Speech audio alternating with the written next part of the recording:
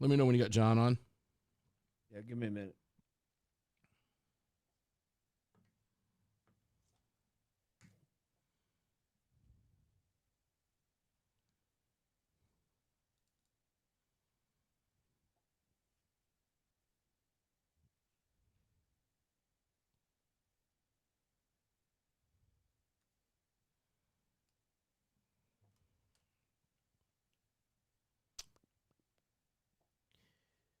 Ooh, that's good. Yeah, you know what I'm saying?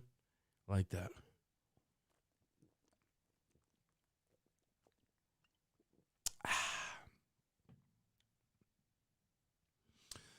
That's a violation of every rule. That's why. On a live mic.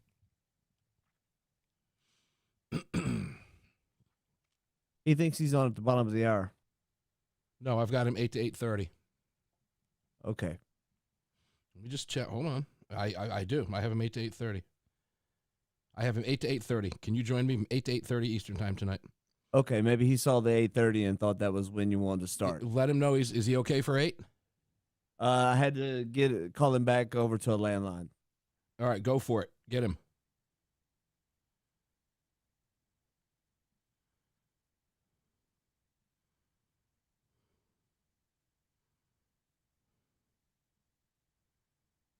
Let me know you got him.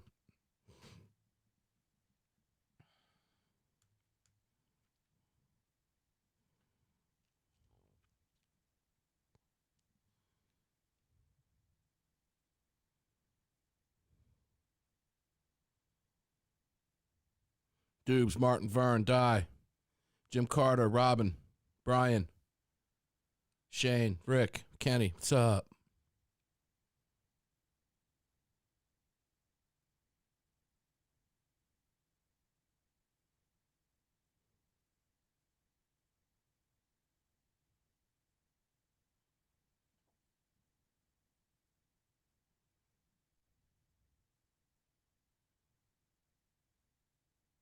You good with him?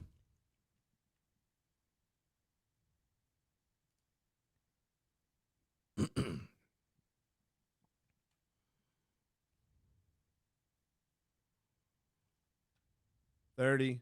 You got him? Not yet. Okay. Well, what's the deal?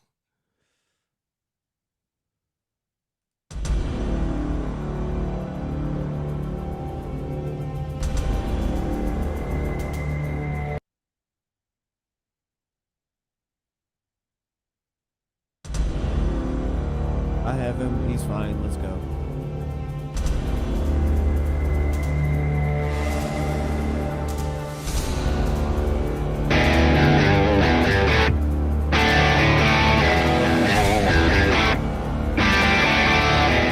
This is Armed American Radio. If they want to take my guns, they're going to have to bring a station wagon and a whole lot of friends because I'm not giving them anything. From the Car Firearms Studio. Mark, we know they want to take our guns, and now we're going to make them eat it. It's 2021. We're in a new decade. Freedom might be an uphill battle sometimes, but freedom will always prevail. Proudly presented to you by X Insurance. X Insurance. On the Lead Slingers microphone. Here is your host of Armed American Radio, the loudest conservative voice in America fighting for your rights, Mark Walters. Welcome inside Armed American Radio's Monstercast. I love this Car Firearms Group Studios on the Lead Slingers microphone. Very powerful microphone. If you're watching on the screens, you can see behind me the X logo, because every bit of this is being presented to you today across the country on several hundred radio stations by X Insurance, a far superior product. Graduate to real insurance, grow up to real insurance, get rid of the gimmicky stuff. Don't worry about free range bags and all that stuff. Go get real insurance like you have for everything else that matters in your life. Xinsurance.com. They got everything in your life covered. Check them out. Boy, what a crazy week this has been. Coming off a crazy week last week. Here's what we're going to do. You're going to notice a little mix-up in the schedule today. Alan Gottlieb is not with us today. AAR Hawkins will not be with us today. We've got Dr. John Lott coming in with us. We have Nikkie Gieser is going to be here in the next hour of the program. Yeah, it's gonna be a crazy hour. We are crazy 3 hours of radio, the fastest 3 hours you've seen. I promise you. Each individual hour is just gonna cruise right by. We got Patricia Huff coming up from Gunbroker to talk about some of the top-selling firearms that you probably can't get your hands on unless you're checking out gunbroker.com. She will be here at the bottom of this hour. Anthony Brouchard running against Liz Cheney in Wyoming will be here. And, of course, the round table, and I mentioned Nikkie Gieser as well. Being stalked from a stalker in prison behind bars, we're going to hear about what's happening there. It just never ends. And we're going to find out how what Nikkie's doing to try to put an end to that nightmare in her life. And, of course, in the round table, Justin Moon, CEO of Car Arms, Brad Premo, CEO of Leadslingers Whiskey, and Neil McCabe, literally today from Parts Unknown. But before we go to any of that, let's go to Dr. John Lott, who rejoins the show with us today after a little bit of a hiatus. John Lott, welcome in. Crime Prevention Research Center, cprc.org. The website is crimeresearch.org. John, how are you, my friend? Doing great. Good to talk to you. I have to say before we get going, Anthony Brouchard, who's going to be running for Congress in Wyoming, is somebody that I've known for a long time, and he's a great guy. He'll be an important voice in Washington if he gets there, and he'll join people like Thomas Massey and a few other great people that are there.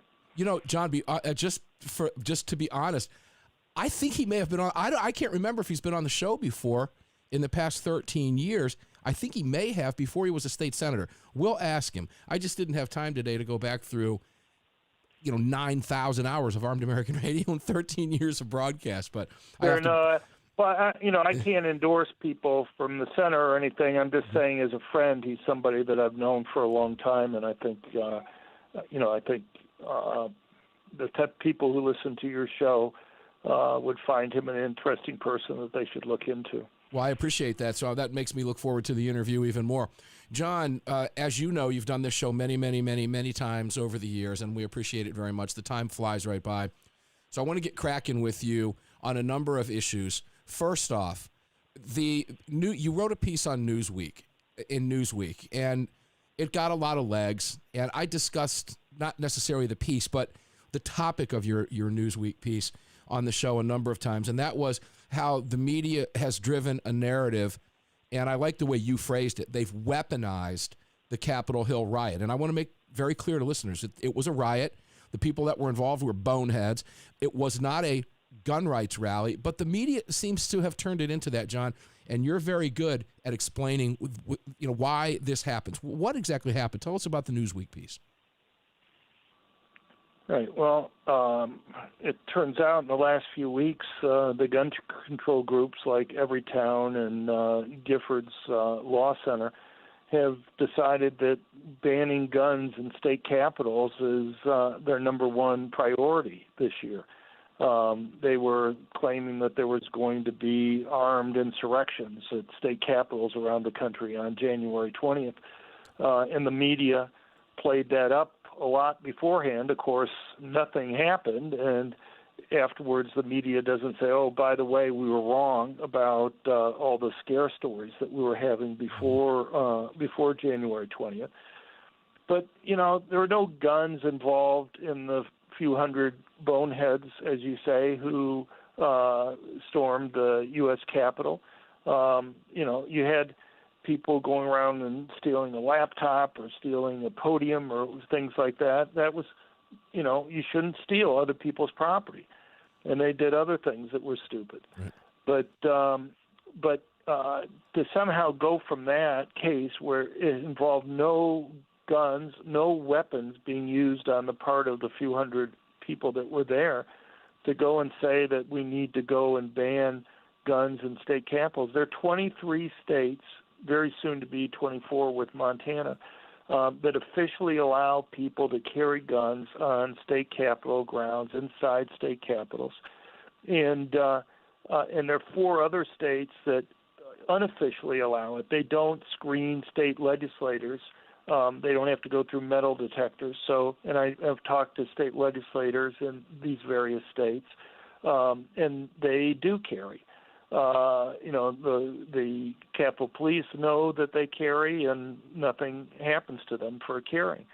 The thing is, as people can go to our website at crimeresearch.org and find out, is not only do you have these states that have had these rules for many decades, some of them since essentially the beginning of the country, but there are no problems that people can point to. There's nobody who's been shot, nobody who's been wounded, nobody who's been killed by a person who's legally been carrying a gun on Capitol property. It'd be one thing if people could go and point to multiple problems that had occurred and say, look, we won't have these problems anymore if you were to ban it. Instead, what's happening is what you see happening in gun control debates all the time is about what might possibly go wrong. Well, we don't need to guess what might possibly go wrong. We can look at the data to see, we can look at the decades of experience to see whether the fears that gun control advocates are bringing up actually have been borne out, and that's not the case. This coming week, there's going to be a big push in Congress to go and ban congressmen being able to go and have guns with them on Capitol grounds. They're not allowed to have it, where the voting takes place in Congress, but they're allowed to have it in their offices or the hallways or other places like that. You would think people would have learned the dangers of gun-free zones in Congress. A few years ago, you had the attack on the Republicans who were practicing baseball there, and you had at least 5 members of Congress who had concealed handgun permits. You had staff members who were there who had concealed handgun permits, but none of them were armed because they obeyed the rules. Washington, D.C. at that time banned people from being able to carry concealed handguns effectively if you weren't a resident of D.C. And so they couldn't get to the ball field or they couldn't get back to their offices without going through D.C. And that effectively banned them from being able to go and protect themselves. And of course, we've had mass public shootings at the Capitol, but not by law-abiding citizens. You had a terrorist attack, the Puerto Rican people in the 1950s. So are Capitol Police important? Yeah, sure. But anybody who's actually been to the Capitol knows that you can wander around the halls of the legislature there and not see police. Well, what happens if Capitol Police officer's not there? And in any case, I think the recent riot raises real questions about the level of training and the ability of the officers there anyway. Oh boy! So no doubt, if you're not going to be able to guarantee people's protection there, 30. What's the alternative? And allowing people to defend themselves, particularly since it takes away strategic advantages that these killers have, as we've talked about many times on this show. If you have an officer and a terrorist is there, he's the first person they're going to take out. Mm-hmm. But if you have law-abiding citizens who they can't tell who might be armed there, that takes away their strategic advantage because they don't know who they have to go and attack first. And we have about 18 Democrats on Capitol Hill that are voting against their own safety and security. It's just agenda-driven politics over common sense. I'm talking with Dr. John R. Lott, author of More Guns, Less Crime. And when we come back, I want to mention to him about that fake narrative about these armed insurrections at state capitals, and I'll tell him a little bit about what I talked about on air, get his commentary on that, and then we've got one more quick segment, fastest hour in radio, coming right up. I'm telling you, back right after this.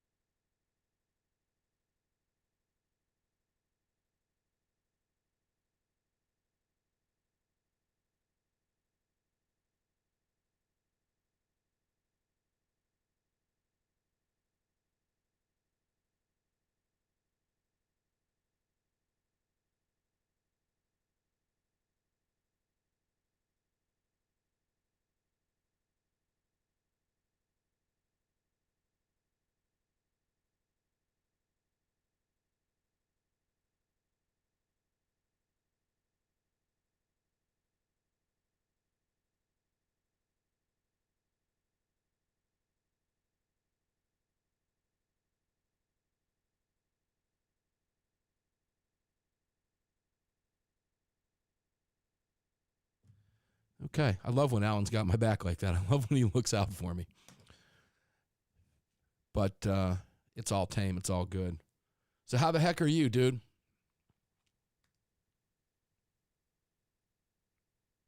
You doing all right, Greg? Oh, I'm doing fine, man. I wasn't too sure if you were talking to me or to the chat. No, not to the chat. Let me get in there real quick. Angelina Latali. Ciao, baby. Charlie Chambers. John Lott is a saint. Brilliant. Hey, by the way, did you see the tweet today from Cuomo Watch? Absolutely the most brilliant thing I've ever seen. And he follows me, and I don't know who he is. But Fox and, I mean, every major news outlet in the country covered him, a tweet that he put out today, which was utterly brilliant. We don't have enough time right now to go into. What are we looking at, 30 seconds? Almost. I'll read it to you during the break. All right, here we go. 30.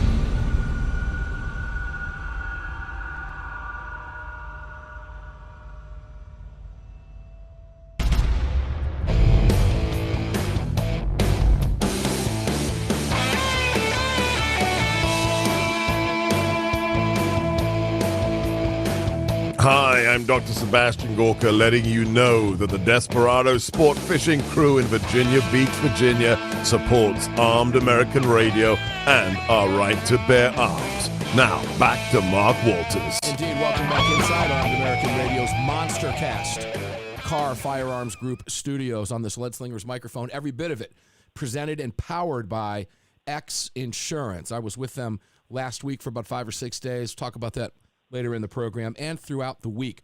I'm talking with Dr. John Lott. This is the fastest segment of the fastest hour in radio, so we're going to go right back to you, John. First off, welcome back. crimeresearch.org is the website. Make sure to check out crimeresearch.org. Please donate and help John's group. The comments that are coming in, John is a saint. John is brilliant. John, we couldn't do this without you. We really couldn't. Having you in our corner after all these years is just remarkable. But something I wanted to point out with you mentioned the media talking about the armed insurrections at state capitals. John, you know I'm pretty well plugged into this business. Have been for a long time. And I could not, nor did I hear of any group that I was aware of, and I'm a board member of the Citizens Committee for the Right to Keep and Bear Arms, a longtime speaker at the Gun Rights Policy Conference with virtually every gun rights activist group in the country, and I knew of no group sponsoring any of this activity. I kind of figured that this was just media made up, driven narrative. And you're right. They never go back and correct the record. And I want to thank you for pointing that out. But did you hear of any groups? No, I mean, yeah. I heard of the opposite. I heard of groups telling people to stay away and not to do that type of thing, and that it would be used against them to demonize them. I mean, here you have a few hundred, as you say, knuckleheads, stupid people who stormed the Capitol. Most of them, when you see the videos and stuff, they're just wandering around kind of aimlessly inside the building there. But, it created a narrative that allowed the media to demonize it. The irony is anybody who listens to Trump's speech, which they're going to be doing the impeachment on him in a week, or the trial in the Senate, there's nothing that I found inciting violence. He asked people to peacefully march to the Capitol and show their support for the congressmen and senators who are demanding an audit of the votes. In fact, the riot occurred while he was speaking. So they, I don't know if people have been to Washington, but given the distance between where Trump was speaking and the Capitol there, those people must have planned it before Trump even started speaking. Yeah. So to go and blame him for it is just bizarre. But the thing is, Trump condemned it. He condemned it multiple times. Compare that to the riots, the violent riots that occurred at his inauguration in 2017, where lots of people were hurt. Lots of people had stones thrown at them and were physically accosted. The Democrats at the time were calling him an illegitimate president. Right. You had all the Democratic senators were opposing every appointment virtually that Trump made because they were saying he was illegitimate. And yet they don't view those types of statements as leading to violence. I mean, they were at least as bad or much worse than anything Trump said.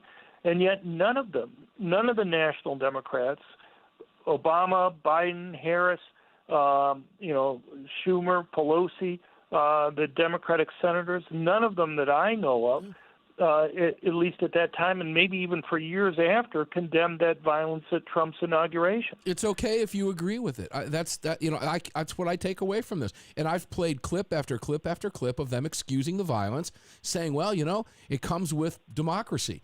Sometimes protests get ugly. I've played the montage. It's incredible. John, in the essence of time, I've got to get with you on the first 100 days. You've talked about it on television. I've talked about it on the program. I've read Biden's litany of gun control measures. His first 4 lead to registration, confiscation, universal backgrounds. It's right there on his website. What is his first 100 days and the Democrats? What do you see happening in the next 90 days with towards guns now that the Senate is split 50-50? Yeah, what Biden claims is that the one piece of legislation he wants to get through, the first one, is to change the liability rules and make it so that gun makers and gun sellers are responsible for any harm that results from their products. It would be the equivalent of car makers and car sellers being responsible for all the 4.5 million people injured in car accidents each year and the 40,000 people who are killed. Should Ford Motor have to pick up the hospitalization costs, the pain and suffering costs, the lost wages for someone who's injured because somebody was texting while they were driving? Should they be responsible for that? We're not talking about product liability. Guns that are made defective, those makers are still liable. We're not talking about cases where a maker or seller committed a crime like selling a gun to somebody without a background check. We're talking about a gun that was perfectly made, functioned exactly as it was supposed to, sold completely legally, following all the laws, and yet you still would hold the people liable. It's just a way of trying to put the gun industry, makers and sellers, out of business.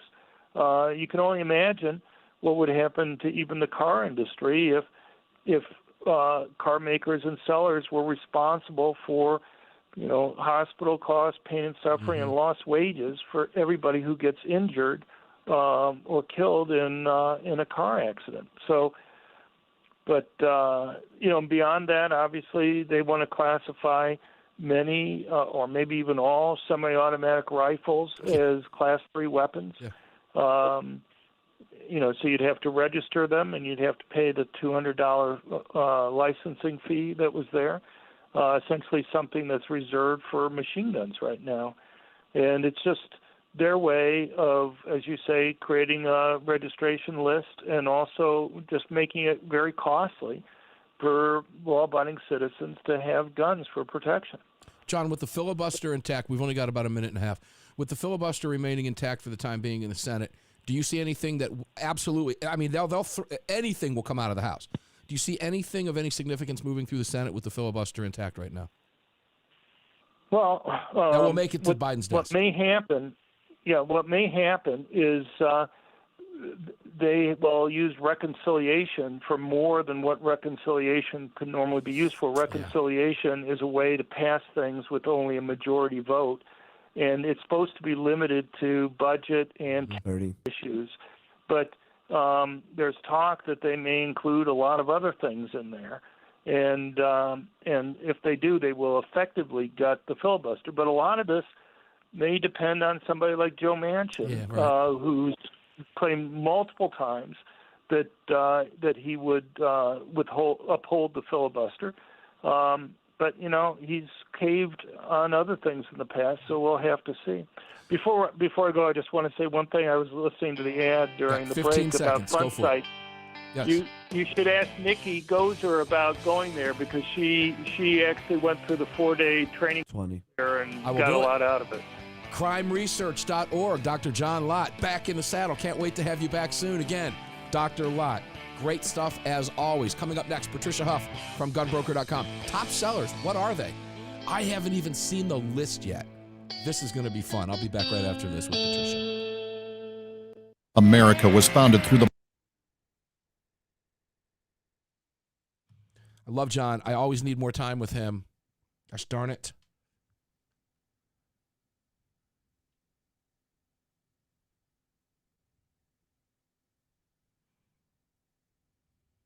Do what?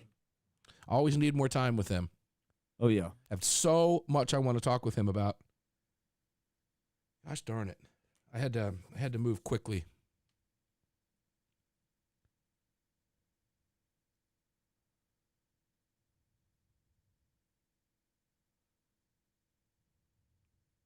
Patricia on hold.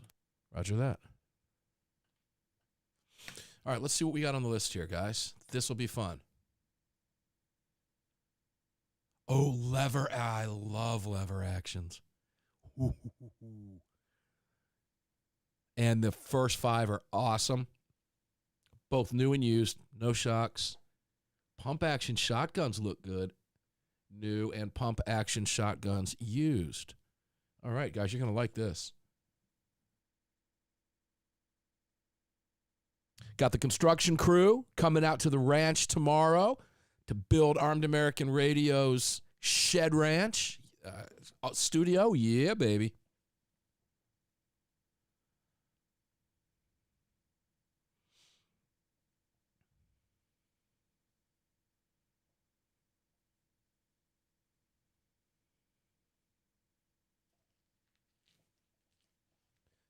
I picked up because I have a porch being built on it, I picked up a authentic Jack Daniel's Old No. 7 Tennessee whiskey barrel, a real one, for the front porch. Yeah, I picked it up on Saturday. My wife and I went out and did some antique stuff, and I thought I was going to have to order one from like Maker's Mark from the distillery. Yeah. But I really wanted the Jack Daniel's one. I'm a fan of both, but there's just something iconic about that Old No. 7. And darn if they didn't have 5 of them in one of the antique shops we were at. Well, they charge you for one of those.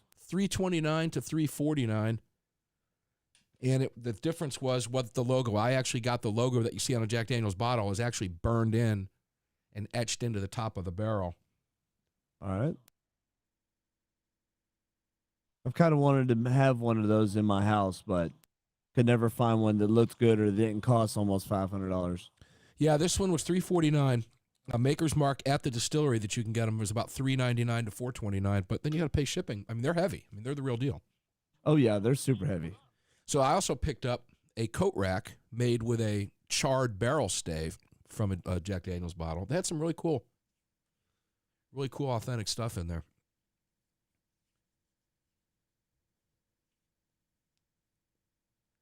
The other one was a Jack Daniel's Fire barrel. Who wants that? I don't want to drink brandy, but you drinking whiskey. You drink whiskey. You know what I'm saying? Yep. And the other one that was $329. Just had Jack Daniel's. Are we 30? 30. All right, roger that. Let's see. Do we kick off here?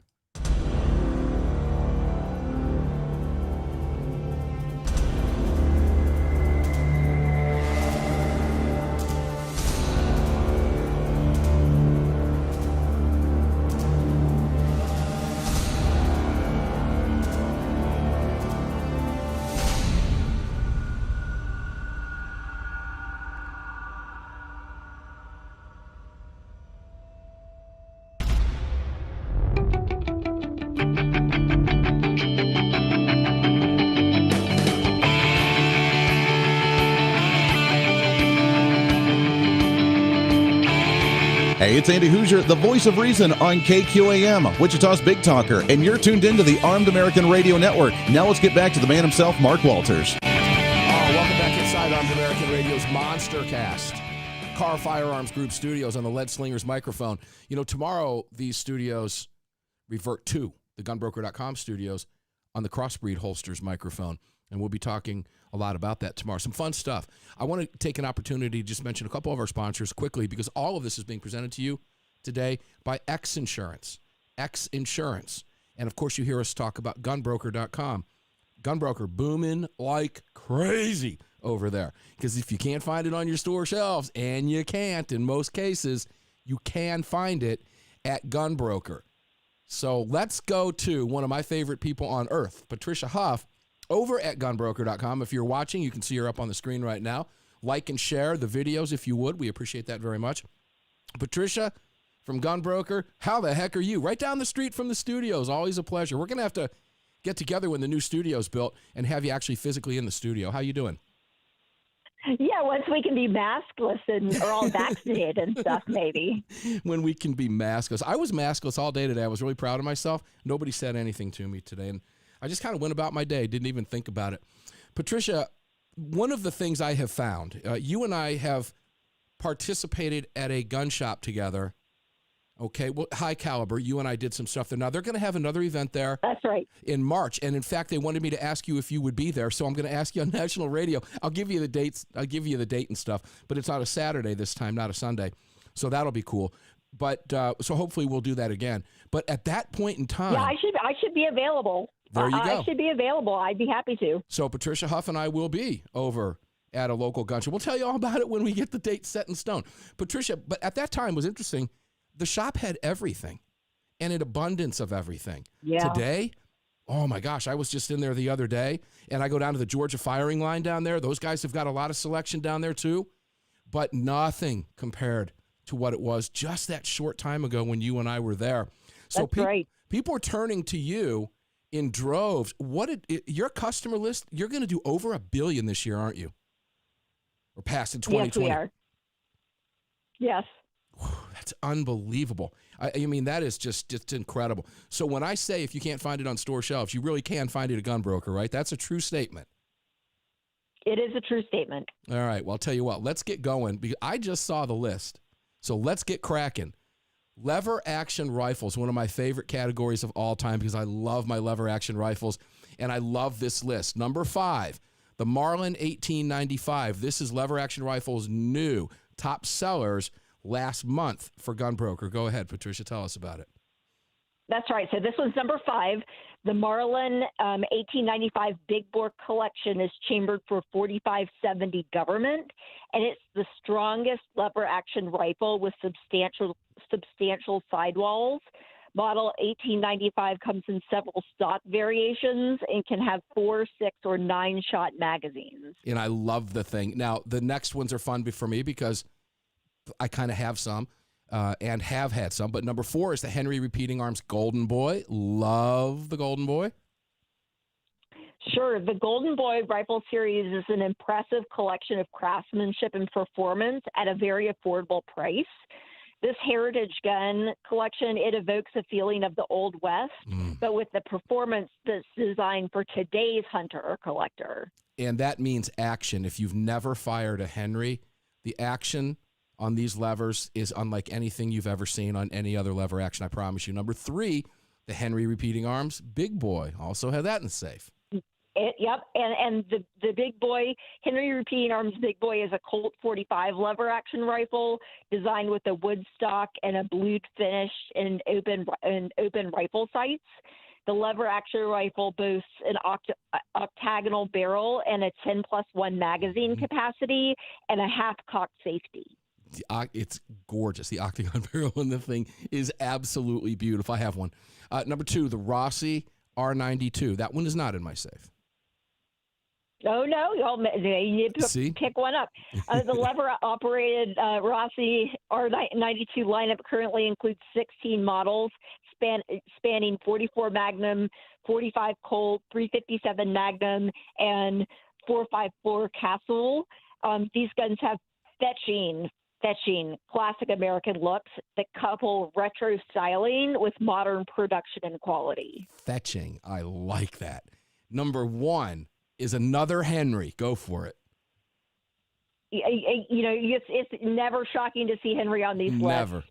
So the number 1 is the Henry repeating rifle, and it's a lever action tubular magazine rifle famed both for its use at the Battle of Little Bighorn and being the basis for the iconic Winchester rifle of the American Wild West. If I'm not mistaken, it was that rifle that was the one you could, during the Civil War, that you could load on Monday and shoot all week, was what one of the generals said about that gun. And it is, I'm pretty sure it was that model. But yeah, it changed the outcome of a lot of battles back in the day. Henrys were there. The actions on them are just gorgeous. Okay, we're going to go into now lever action rifles used. And this list is interesting for a couple different reasons. Kind of like the last time we talked. It's interesting for why it's interesting and why it's not interesting. You'll understand in just a second because of what's on it. The lever action rifles used, number 5, the Winchester 1892, iconic. Iconic, absolutely. The Winchester 1892 is a lever action rifle produced by the Winchester Repeating Arms Company from 1892 to 1945. And the model 1892 was originally designed as a smaller, lighter version of model 1886, chambered for various calibers. And that you'll find when we get down the list, you'll see what I'm talking about here. And again, Marlin 1894. Right. The Marlin Model 1894 is a repeating rifle that began production in 1894, hence the name. It was originally introduced with a 24-inch barrel and was chambered for a variety of pistol rounds, such as 25-20, 32-20, 38-40, and 44-40. And number 3, the Marlin 1895, which was number 5 on the new list. Yep. That's right. So we talked about that, but here we see it on both lists. And when these rifles and any guns make both lists, that means beat feet to get one. That was supposed to be feet running to get one, if you could hear that. Number 2. Yeah, I heard it. You did. This one coming up next sits in my safe. And my story about how I got it is a classic, and it's also a classic. And that's the Winchester iconic 1894. The Winchester Model 1894 rifle became one of the most famous and popular hunting rifles of all time. It was designed by John Browning in 1894 and was the first rifle to be chambered for the smokeless powder round, now known as 30-30. And I will say this because I know I'm accurate with this, but I believe more deer have been taken across the United States with a Winchester 1894 over time than probably any other rifle that would not surprise me. In American history. Honestly, it is an absolute I would not be surprised. We're not going to have time now to do it, unfortunately. But my story about how I came up with my Winchester, I'm going to go there because we've only got one left, and that's the number 1 on the list. But I was looking for one when I found out they were closing down the Winchester manufacturing facility in New Haven, Connecticut, and I happened to find myself in a sporting goods section of a Walmart after calling gun shops across the country, and they were nobody had one because everybody wanted it with the New Haven 30 markings on the barrel. And I happened to be in a Walmart for a different product when I saw one behind the counter, and the kid goes, "Yeah, that is a 94. We put it out today. I don't have a box. I mean, a lot of people have been looking for it." I said, "Give it to me right now." He goes, "Don't you want to know how much it costs?" I said, "Nope, give it to me right now." That's how I got the gun. It's a great story and a great gun, and it sits in my safe, and it always will. Marlin 336 is number 1. We've got 15 seconds. Go for it. Yep. Since the introduction of the Marlin 336 in 1948, it's been offered in a number of different calibers and barrel lengths. You'll see it most commonly chambered for Winchester 30-30 and 35 rooming. 20. A beautiful list, both new and used. They will be posted on gungenius.com tomorrow. That's how fresh and new this list is. Why? Because it's the 31st. The month just ended. Back with Patricia Huff. Pump action shotguns new and pump action shotguns used over at Gunbroker. Back right after this.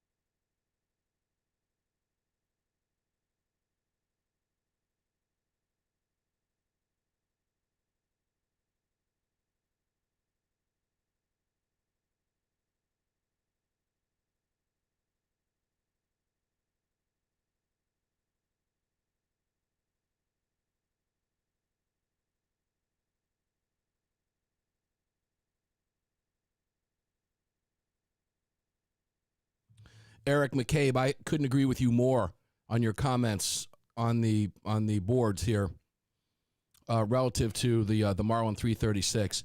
I've been a huge fan of the Henrys for years. Anthony over there is a great guy. Their CEO, but all the guns that we just named on those lists are outstanding. But those Henrys, I'm partial to them. They're my favorite. That Winchester 94, I have. The action is nowhere near as smooth. And if you've ever fired those guns, you know what I'm talking about. The action is nowhere near as smooth on the Winchester. But I wanted it for its history. It's the historic value relative to the final manufacturing at the New Haven, Connecticut facility where it had been made for many, many, many, many years. Got lucky.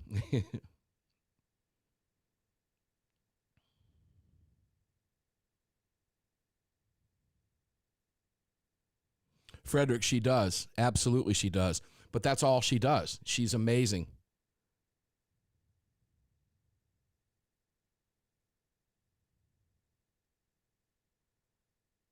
All right, we're close. Roger that. And 30.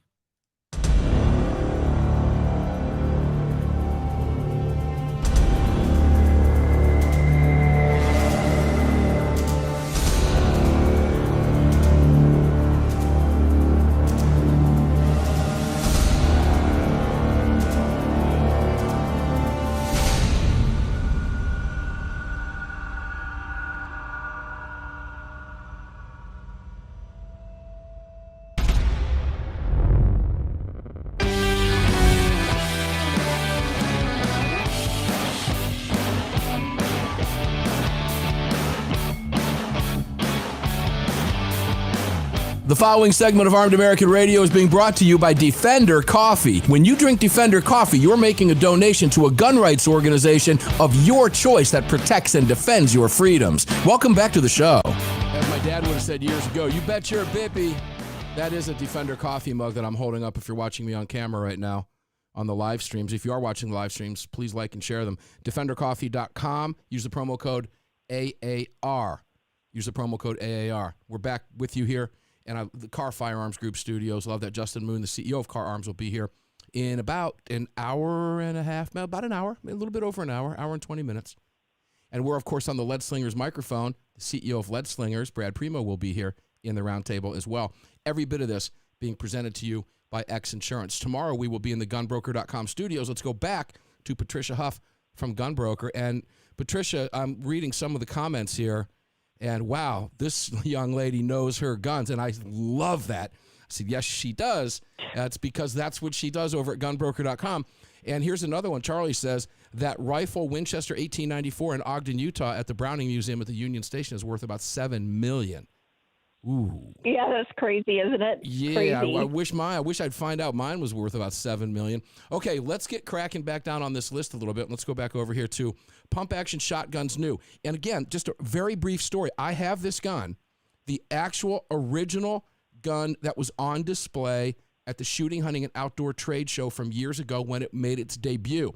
And Patricia, the lines wrapped around the floor of SHOT while people were waiting to see this new bullpup from Kel-Tec, and I have one of those guns, and it is the Kel-Tec KSG. And I'm sure you'll notice what I've noticed in this list of pump action shotguns. I definitely did. I think you'll see it. Yeah, you did. You did. It'll so develop. The Kel-Tec KSG is a bullpup 12-gauge pump action shotgun. It has 2 tube magazines, and you can switch between them manually. And people really like this shotgun for self-defense due to its small size and maneuverability in tight quarters. And mine was actually re-engineered. Mine was an actual prototype that was put out, and it has a problem with the feeding. About the second round, I will fail to eject on the shell, forcing the third round into it, making for a very, very, very nasty jam, fail to feed and fail to eject combined. But again, the gun is the iconic first version of it. That's why I keep it for that very reason. I will never ever get rid of it. It was re-engineered and redesigned a couple times. Number 4, the Winchester SXP pump action shotguns new. Right, the Winchester SXP is a fast, light, accurate, easy to maintain, and easy to put into pump action pump action shotgun. The SXP stands for Super X Pump, which is exactly what is at the heart of the series of guns that numbers almost 50 variants. Unbelievable. Number 3, European American Armory Churchill. I'm not familiar with the gun. Oh, okay. So the EAA Churchill is a standard stock pump action shotgun for the shotgun traditionalist looking for something for home defense as a home defense shotgun. And the Churchill has a standard grip stock that really fits the bill for that use. Okay. I'm going to have to take a look at that. And I can't pull them up because this list is so fresh, listeners, that you can't see it until tomorrow. You can't see them until tomorrow, so I couldn't pull them up. I'm kind of operating in the blind here, but that's okay. I don't mind. Most of these guns I'm familiar with, like the next two. Number 2, the Mossberg 590 Shockwave, a very popular gun. We've talked about it before. And we always talk about this. It's so hard to classify this Mossberg 590 Shockwave. You can consider it a shotgun because it fires shot, but you don't shoot the gun from your shoulder, so it really isn't a shotgun, according to the law. So choose the Mossberg 590 Shockwave for personal defense if you're looking for a short-barreled shotgun. What's the do you have prices? I don't want to catch you off guard. Yeah, so the price that I looked at prices around 4:00 this afternoon, and this one I saw it's $310 no reserve. $310 no reserve. Okay, that gun, I don't know how much time there is in the auction, but that gun's commanding a price. That's cool. Real quick, can you back up one to that EAA Churchill? Do you have a price on that one as well? Yeah, so I saw that one at $190 no reserve. $190 no reserve. Okay, very cool. So you can see all this at gunbroker.com, and tomorrow you can go to gungenius.com and actually see these lists that we're talking about. Very simple to find. Number 1, not a shock, sits in millions of safes, and that's the Mossberg Maverick 88. Another, I'm going to say, budget-friendly, budget-conscious, very popular shotgun for home defense. Yeah, it absolutely is. The Maverick 88 is a series of pump-action shotguns chambered in either 12 or 20 gauge, and Maverick Arms is a subsidiary of Mossberg, and the 88 is a less expensive design of the Mossberg 500. The venerable Mossberg 500. That gun has been on the list before. That gun has been in my safe before. Okay, we're going to switch now over to pump-action shotguns used. Winchester SXP. Here we go again. That was number 4 on the new list. Yeah, we already talked about that one. Not surprised to see it. It's not surprising to see them going in both new and used on these top 5 lists. So get on them when you can. Yeah, here's the advice that I've been given to everybody for quite some time. If you see what you're looking for, I don't care where you're at, what platform you're at, wherever you are, buy it. Because it isn't going to be there tomorrow, and if it is, it isn't going to be any cheaper. Same thing goes for ammo. Regardless of the class of firearm or the accessory that you're looking for, if you can find it, buy it. And if you can't find it on your shops, go to Gunbroker, you'll find it, and I'm going to tell you right now, buy it. It's in your best interest to do so. Number 4, the Browning BPS. The Browning BPS is a range of reliable, smooth-operating, fast, and well-proven pump-action shotguns that first launched over 50 years ago. Practically everything, including the receiver and the other key components, is made from solid steel on this gun, and a gun doesn't stay in production this long without being pretty darn good. That's a fact, and all you have to do is look at the Browning 30 preceding the BPS. Oops, sorry, scratch that. Number 3, and now this is one of the things I noticed on this list, and that's the Remington 870 Tactical, absolutely classic firearm. Go ahead. Yeah, so the Remington Model 870 is a popular pump-action shotgun, and the tactical version of the Remington 870 has been used by police departments all over the country and is the go-to choice for home defense by many others because it's known for its reliability. I have one, but I was really cool, and a friend of mine needed it, and I was able to sell it to them gladly. Able to sell them the Remington 870 for a special person. And boy, I'll tell you, you look for those Remington 870s, they're there. I mean, they're so hard. You can't find one in any gun shop. If you do, I don't know what gun shop you're in. I want to be shopping there because they probably got other things too. But you can obviously find the Remington 870s on Gunbroker, and they are the most popular tactical shotguns probably ever. Number 2, Ithaca Gun Company M37 Defender. Yeah, the Ithaca 60. 37 Defender is an excellent 12-gauge shotgun, which is it's really perfect for home defense.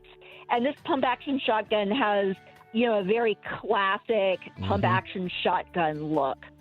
Number 1, we saved it. The music's playing. We've only got about 30 seconds. Perfect timing. But it's the Remington 870 Express. Yep, so we already talked about the Remington 870. The notable features of 30. the Remington 870 Express are that it contains synthetic fore-ends and stock made of laminated wood. Patricia And Huff. this one, it started at a penny. A penny. Gunbroker.com. It doesn't get any easier than that. Patricia Huff. 15. Gunbroker.com. Thank you, Patricia, for being here. Gungenius.com if you want to see these tomorrow. We're going to run out of time, so I'm going to see you in the next hour, 6 minutes after Carry On, Carry Off to Carry Absolutely Everywhere. Never leave your cave without your club. Enjoy the rest of your few minutes. See you in just a few seconds. You've just filled your prescription for freedom with Mark Walters, presented by X Insurance. X Insurance on the Armed American Radio Network.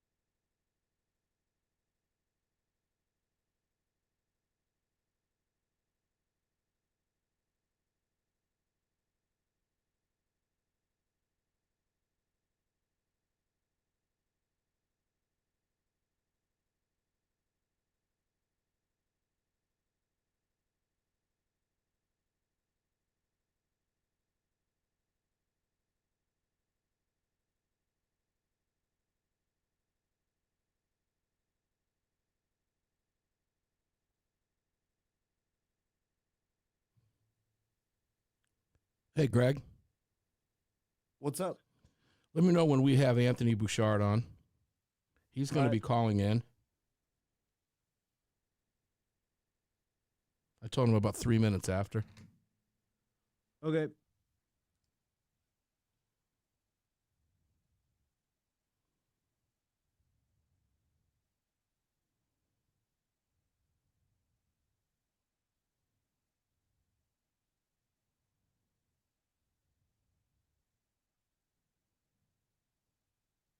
Eric McCabe just looked at Gunbroker for the price on there. That's not their price. Those are the auction prices, and you're correct. That's why I've been telling people, if you can get in, get in. I sold mine for $500 to a friend, knowing that I could have gotten far more had I, and I would have never sold it if it weren't for the situation that that my buddy was in. I did a solid because he's a good friend, and I have other shotguns. So I didn't, but yeah, I mean, I could have put that, if I wanted to sell that gun, that's what's happening out there today. That's what the market is doing. But the fact of the matter is, they're out there, and you can find them on Gunbroker. That's a fact.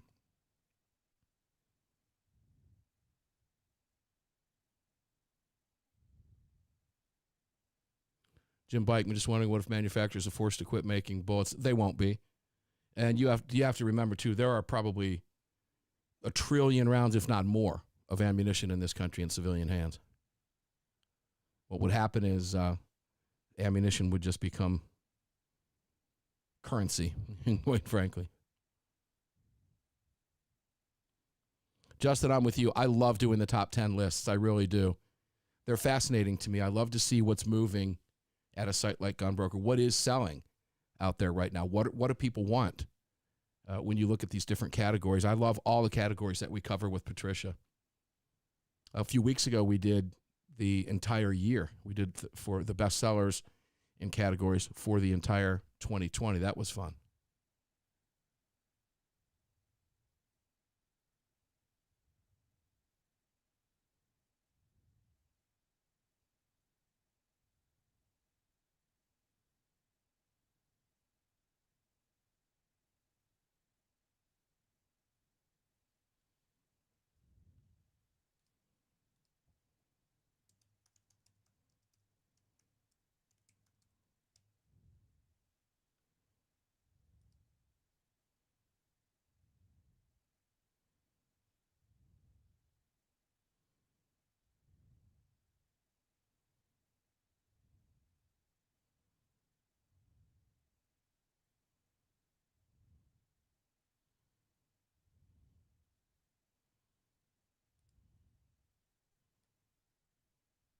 Do we have the state senator yet?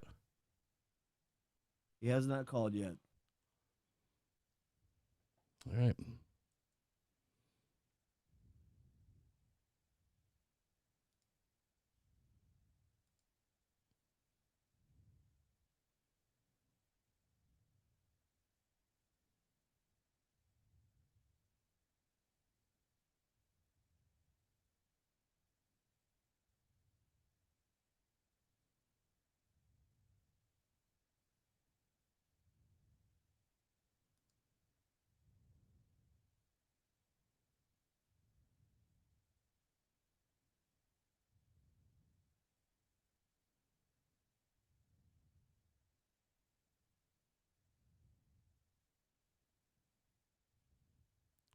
Let me know when he does. If he doesn't,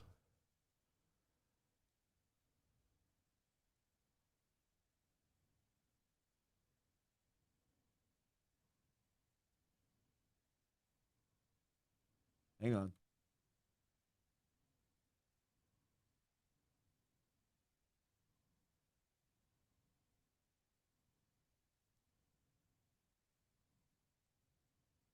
All right, Anthony Brouchard on hold, and 30. got it. Thank you.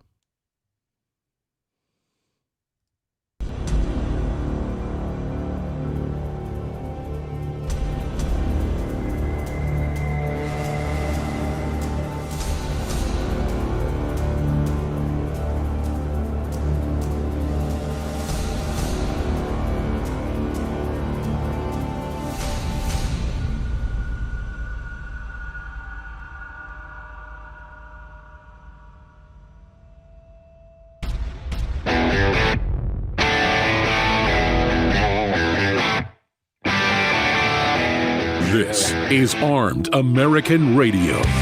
If they want to take my guns, they're going to have to bring a station wagon and a whole lot of friends because I'm not giving them anything. From the Car Firearms Studio. Mark, we know they want to take our guns, and now we're going to make them eat it. It's 2021. We're in a new decade. Freedom might be an uphill battle sometimes, but freedom will always prevail. Proudly presented to you by X Insurance. X Insurance. On the Lead Slingers microphone. Here is your host of Armed American Radio, the loudest conservative voice in America fighting for your rights, Mark Walters. Welcome inside Armed American Radio's Monstercast. Car Firearms Group Studios on the Lead Slingers microphone. Every bit of this being presented to you today and Monday through Friday, 6 days a week by X Insurance. I've told you before, and I mean it when I say it. Quit playing games with gimmicky stuff and getting free range bags for insurance that's written to somebody else that you become supposedly a part of underneath their plan. Get a real insurance policy like you have for your house, your cars, your toys. Why would you play with anything cheaper when your freedom is on the line? An unrated carrier nobody knows about that operates in 38 states instead of 50. Get real and play with somebody that's AM Best rated, AM Best, Prime, X Insurance. This is who you want to talk to. This is the policy I have. It's the policy you should have. Believe me, your lien holders on all those other toys and things I told you about would never stand for one of those other membership policy points. Get real insurance, graduate to it, and grow up to the real stuff. These are very perilous times. Previous hour lives up to its name. Fastest hour in radio. Dr. John Lott was joining us, and Patricia Huff from gunbroker.com. This hour, coming up next, Anthony Brouchard, Wyoming State Senator. We'll go to Anthony in just a second. He is on the line. And, you know, Nikkie Gieser, haven't talked to Nikkie on the air for a while, but her stalker, she wrote a book about it. We've talked about it with Nikkie for years. Her stalker is now stalking her behind bars. And she's got another case filed, and hopefully this lunatic who murdered her husband in cold blood, you know, he has an out date in the not-too-distant future. Unbelievable. Kills the man in cold blood in a bar and has an out date in... What? How does that even work? And now he's stalking her from behind bars? No, this guy, we'll find out what's going on, but it doesn't look good for him, and that's a good thing. So I hope you're enjoying the program. Let's get on it. Anthony Brouchard, Wyoming District 6 legislator. He is Senator Anthony Brouchard, Senate District 6, from 2017 to present. Sits on a ton of committees. Let's see what kind of committees he's on right now, and then we're going to go to Anthony. Joint Agriculture, State and Public Lands, and Water Resources Committee, Wyoming State Legislature, Joint Labor, Health, and Social Services Committee, Agriculture, State and Public Lands, Water Resources Committee, Labor, Health, and Social Services. And you know what? He's a huge fan of your gun rights, and he's also, well, you've probably read about this, he's also going to primary Liz Cheney in Wyoming because he doesn't like some of the things that she did, nor do a lot of other Republicans. Anthony, welcome to the program, Senator. How are you today, my friend?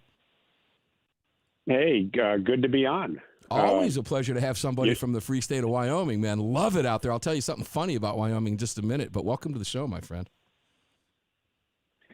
Yeah, you know, even in Wyoming, let me tell you, I mean, we've had to fight for our gun rights here. I mean, that's how I got involved in politics. In 2009, I started fighting publicly, in the legislature, kind of snuck up on them and built a big list. And, we kind of hit them with a lot of emails, and they started to realize that gun owners actually cared about their rights. And, by 2011, we passed constitutional carry. And like I said, I was a gun rights activist, man. That's how I got involved in politics.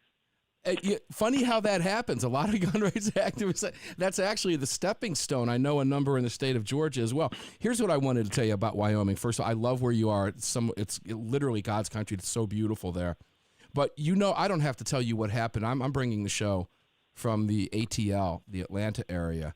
And I don't have to tell you what happened here and the two senators that this state just sent to Washington, D.C., two of the most liberal, progressive freedom haters in the nation's history in the Senate, came from a bright red state because of what happened in DeKalb and Fulton counties. Now, my wife and I were joking around a little bit about that and said, you know what, if the governorship falls, we're going to Wyoming, man. You know, I know a lot of people who live out where you are, and to me, Wyoming has always been viewed as this rugged, you know, individual, you know, gun-loving, freedom-loving state. Is my description of it accurate? Oh yeah, I mean, when we first started activism here, and it was because basically a Republican legislature was acting like a Democrat legislature and not wanting to pass pro-gun legislation. And that's how we got involved. And but let me tell you that what they realized is that, yeah, the people of Wyoming love their guns. I mean, we probably have the most ownership per household in this state. And it's become obvious to the legislature. So, you know, when you start talking about states like Georgia, I mean, I lived in the South when I was younger. Mm-hmm. And I got to tell you, I mean, it's a different place, man. I mean, they let Hollywood come into Georgia, you know, with all kinds of legislation to, you know, let's film Hollywood movies in Georgia. Mm-hmm. And they give all kinds of subsidies to make that happen. And you get a lot of people moving there. And what do? They take over your state. So, I mean, and, you know, you got a lot of people moving from the north. And that was when I lived in this. I used to live in Jacksonville, Florida. You know, I used to call Jacksonville southern Georgia at the time. Yeah. But anyway, it's happening everywhere, man. In Wyoming, we have people moving here. But I got to tell you, I don't think it's the people that move here that are the people making the shift. We see a lot of sixth-generation people that, you know, profess to be Republican, and they vote more like Democrats. So that's been the story here in Wyoming. So we've made a big pushback. Last election cycle, we won some more seats in the Senate. I mean, we had 3 strong legislators in the Senate. Now we're starting to move that, you know, shift that game on them. And by the way, it was anti-gun legislators that lost their seats because of activism on an organization that I founded. So I'm proud of that. Well, you ought to be. And, you know, interestingly, your discussion about the South, boy, we could go down a couple rabbit holes here. I could keep you for a couple hours. Maybe it is, because it's fascinating to talk about that dynamic that you're talking about. We see that here. You're right. The Californication, Hollywoodization, when we make up our own words on this show because we can, because we're free, is it's very accurate what you described. And when you talk about Governor Kemp down here, I don't need to tell you he caught a lot of flack during the election. But one of the theories I put out, and what's the theory? It's just I'm asking the question because I can. Did Hollywood get to Kemp? Hey, leave it alone what's going on, or we're going to pull our billions from you, brother. Your entire state economy depends on the likes of us idiots out here in Hollywood now. That was a concern, a huge concern, because he seemed to be AWOL during the election. You know, we got a lot of work to do. It's very frustrating to see what happened here in this state when you know that the state legislature is bright red. It's going to stay that way for a long time because they're redistricting here. And it just doesn't make any sense. It's very strange. Are you afraid of that happening in Wyoming? Beautiful place, you know. But I will say this, Anthony, Senator,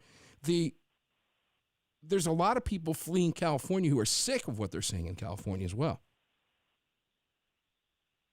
Yeah, that's what we're seeing, an influx of people that are more like us. Good. They want away from the California rules, regulations, gun laws, and they are coming to states like Wyoming and South Dakota. And, I mean, you can see it's very obvious. The real estate market is shifting, and we're seeing it. So, hey, I mean, I'll tell you, if you are conservative and you love your gun rights and you want to come to a state that agrees with that, come to Wyoming, man. We'll get you fixed up here, get you politically active, and we can save our country. Well, you never know. We may be broadcasting Armed American Radio from Wyoming in the near future if it gets any worse out here, because I'm telling you, man, I'm not living under that stuff. I refuse to do it. I absolutely refuse to do it. I've got the ability to go, and I will. I absolutely will. I'm too old to mess around with it. I'm just going to do it. But you're in a beautiful place. We're getting ready to take a break here in just about a minute. So when we come back, I want to talk with you a little bit about Liz Cheney, Representative Cheney. A lot of people don't like what she did. I'm one of them. A number of conservatives around the country don't like it. I want to talk to you about your decision. It's got a lot of legs out there. We're reading about it, and I want to hear directly from you. Because your term doesn't end until when, 2025? Am I right on that? Yeah, it's a 4-year term, and I just started it. So it'll be a midterm election for me. So it's a win-win situation. Excellent. Very good, because you're going to run against her in the primary in 2022. And we want to talk about that with Senator Anthony Brouchard. I'm talking with Senator Anthony Brouchard from the beautiful, great state of Wyoming. If you ever hear me talk to, and you do on The Daily Show, to Paul Markle, student of the gun, he's out there in Wyoming as well. So lots of friends out there. Wyoming's very friendly, and Armed American Radio Nation has a lot of fans. Senate District 06, Senator Anthony Brouchard from Wyoming will be back with us in just a second. We're going to talk about that primary against Liz Cheney, the U.S. House. Back right after this one. Go away.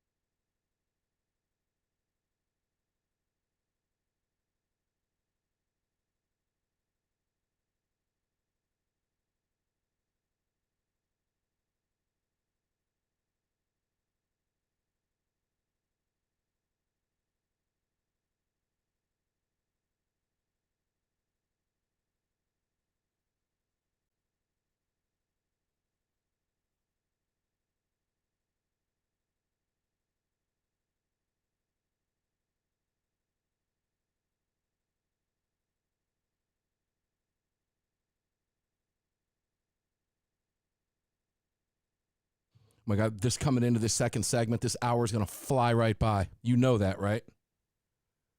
Oh, yeah. I mean, ridiculously fast. This is going to go ridiculously fast.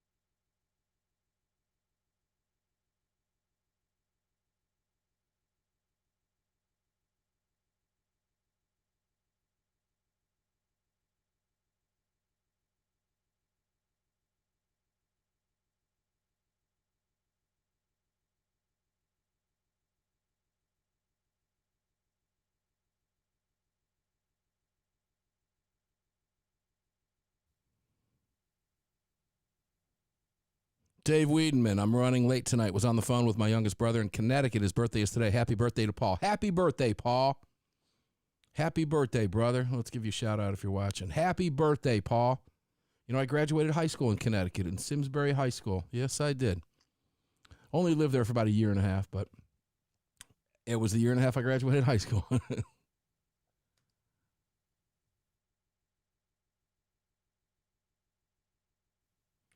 David, where is Talk Radio 101? Where is Talk Radio 101? Would you type that in there? I'd appreciate that. 30.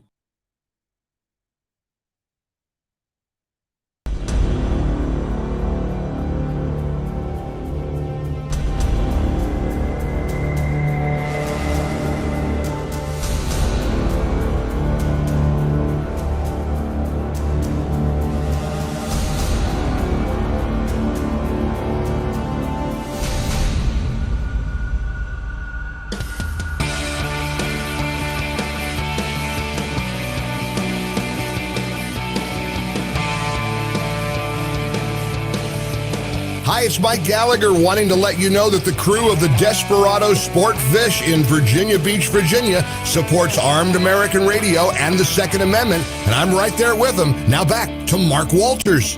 Welcome back inside Armed American Radio's Monstercast Car Firearms Group studios on the Lead Slingers microphone. Every bit of this being powered and brought to you and presented to you by xinsurance.com. Make sure to visit xinsurance.com and get real insurance, okay? Honestly, just like you have for everything else. Don't cheap out when it comes to your freedom, maybe because you want a range bag or something, okay? You want a range bag, send me an email. xinsurance.com is where you need to go, okay? Get real coverage for your businesses and everything else in your life, your lifestyle, your business, your freedom. If you're a law enforcement officer, if you're a private CCW, X Insurance has you covered. They will write gaps in your homeowner's policies. They will do it all because they're real. They're a real insurance company, AM Best, A-rated.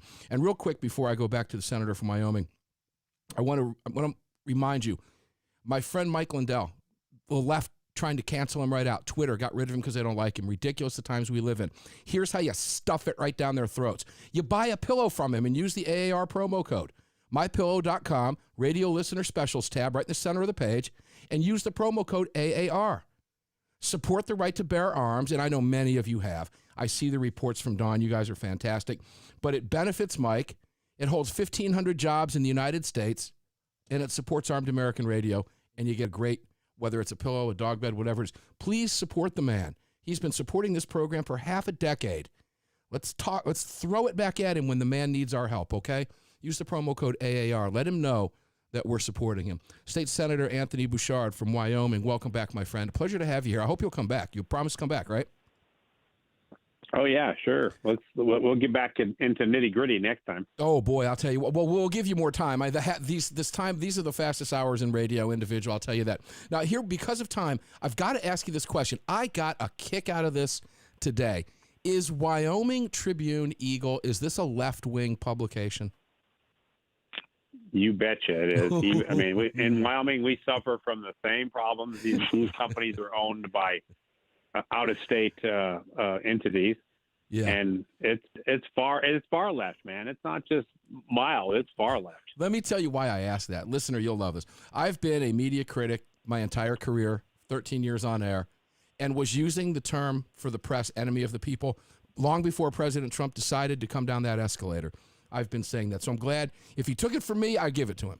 But I want you to listen to this headline, Senator. This I cracked up when I saw this. Brouchard announces plan to run against Cheney in 2022 primary. Let's take a listen to just the first sentence. Listeners, you know me, you know. Cheyenne, a right-wing state lawmaker, announced his intention Wednesday to run against U.S. Representative Liz Cheney, Republican, Wyoming. Now, that right there told me everything I needed to know, because they certainly don't identify the other side that way. So, you know what? Congratulations, Senator Brouchard. When they do that to you, you're all right in my book, bud. Well, they've said that all along. It didn't matter if I was on the outside when I was an activist, or obviously when I got on the inside, it was the same routine. But I got to tell you, here in Wyoming, just so you know, I went through an election cycle in November, or actually this year or last year, and I'm going to tell you, man, during the primary, I mean, I had every so-called lifetime Republican, rhino that was going to be public. Every 2 weeks, they were in the paper saying, I'm going to vote Brouchard out of office, and I'm a lifelong Republican. It was just nonstop. And then you had the newspaper not only publishing that, but you had them adding their little remarks. Mm-hmm. And it was a fight, man. I was out, and by the time we got to the general, I mean, I was 3-1 outspent. Wow. And we still won, man. We got our conservative message out. They've really tried to use this against me, that they say I'm a single issue guy because I'm so pro-gun. Yeah. I mean, what they're really yelling from the rooftop is, he's too pro-gun. Don't put him back in office. He's just too pro-gun. Well, Senator, if the other Republicans, if those rhino establishment types had actually figured out that they could run on that and it would work for them, so, hey, Keep the secret. Congrats. I mean, we've been fighting that battle here in Georgia for a long time.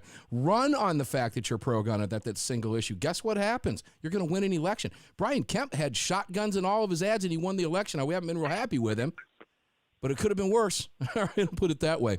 So, just tell me something, Senator. There had to be that split second that fired you up, that you went, you know what, I'm going to primary her. When did that hit you? Liz Cheney we're talking about. Well, I was just so sick and tired of seeing the president beat up, already. I mean, it was like we're shell-shocked. It's just a constant barrage. And then when this impeachment thing came out, I expect Nancy Pelosi to do that. Mm-hmm. I damn sure don't expect a Republican that represents Wyoming to jump on board.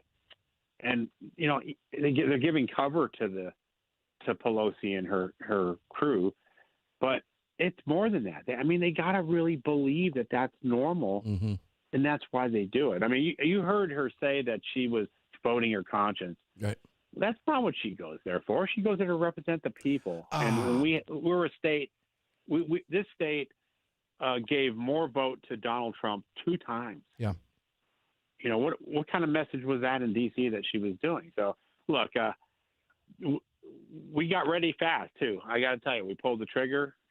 We had to get some things set up and get the website up and get ready to go. And we were out the gate, man. And I'm excited. Good. In the first 2 days, it was like we weren't even trying, and we were at 30,000. Here we are a week later, and we're over 120,000. So, we're going up against a $10 million war machine. No question. Look, it may be an uphill battle, but if the numbers that I saw are correct, and I apologize, but I've seen numbers in the 70-plus percentile of Wyomans who are extremely upset at what she did because of their support for Donald Trump. Am I right about that? Yeah, those numbers are just off the charts. I mean, and look, people are mad. We just had another county today that did a censure, so I think we're either 4 or 5 now. Wow. I mean, we're heading towards the state party doing a censure, which, of course, that's a good thing. So, well, I like what you said about I vote my conscience. You elect her to vote the will of the people back home. This to me reeks of Mitt Romneyism. Okay, and I don't have enough time to get started there. Your neighbor to the south. But boy, oh boy, I guess these people have just not figured out that people are awake to politics now and are paying attention to what's happening in D.C. And we've got 30 seconds. I'll give you the last 30 seconds. I told you time was going to fly. Take this. Where can people find you and learn about what you're doing? Well, if you go to anthonyforwyoming.com, you can check out our website. Don't just go check out our website. Get involved. I mean, we're fighting this uphill battle, and it's going to take a couple $1 million for us to go against a $10 million war hawk. So. Oh, there's a war hawk. Hey. There's no question about it. Anthony Brouchard, Wyoming State Senator in District 6. Visit the website, anthonyforwyoming.com. I've got it up over on my page over here, and you can read about him and everything that he's doing. Just Google his name. You'll find all the stories out there. Senator Brouchard will be back in the near future, and thank you for your support of gun rights as well. Armed American Radio will be back with Nikkie Gieser right after this. Don't go away.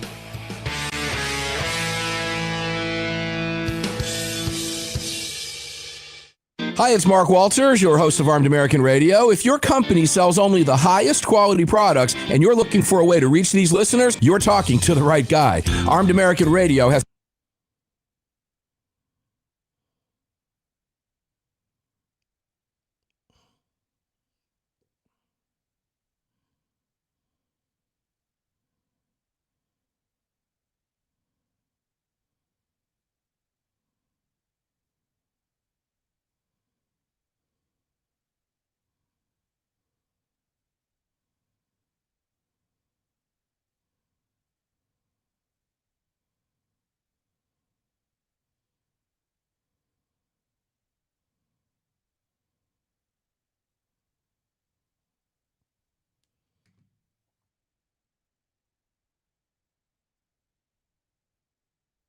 All right, that's it, Holmes. The rest of this show is just going to fly right by.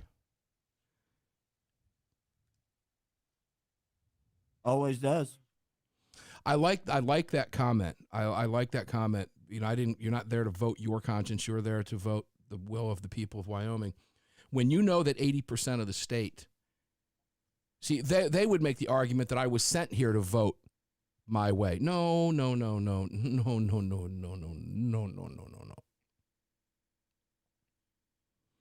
I've been reading, picked it up again today, by Hamilton, Madison, and Jay. Ring a bell? You have any idea what you think what I'm reading? It's the Federalist Papers. I was going to say the Federalist Papers. The Federalist Papers have it going on, and I'm going back and rereading. It's a long read.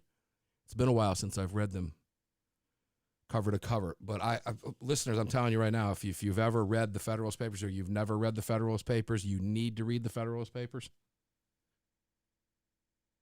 It explains in great detail why we have the Constitution we have, essentially. Nikki on hold. Roger that. It was actually written under a pseudonym by Publius and published in New York newspapers back in the 1700s. And the writer, the effort was, of course, Hamilton and Madison, who later had a huge falling out and remained bitter political enemies. Hamilton only lived to be about 48 or 49 years old, if I'm not mistaken.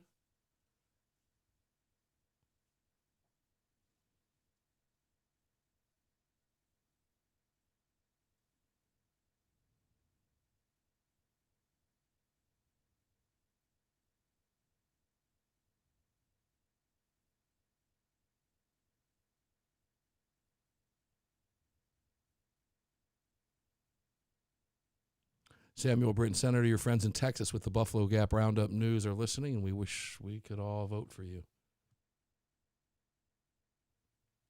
Actually, if you want to vote for him and you're not in Wyoming, what you do is you donate to his campaign, whether it's $5, $3, whatever it may be. All right, we're close. Lars Erickson, what's up? And 30.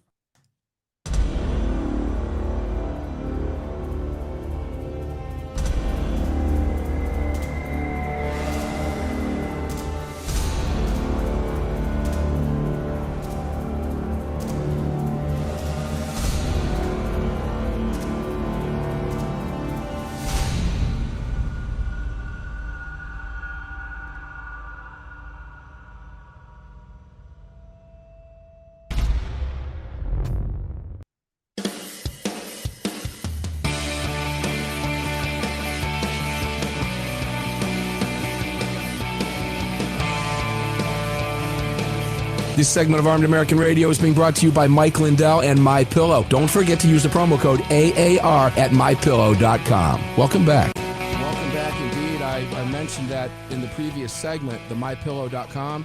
It is incredible what we're seeing in America today. Absolutely incredible. Mike Lindell thrown off of Twitter by some beard. I mean, this guy just looks like a dirty grunge. I can't stand what I'm seeing. It's sickening. And if you've never believed me before, I tell you, if you don't have to have Twitter for business or something like that, don't. Don't waste your time. Believe me, as soon as the opportunity presents itself, I'll be out of there. It is a cesspool, a literal cesspool over there of hate-filled rants.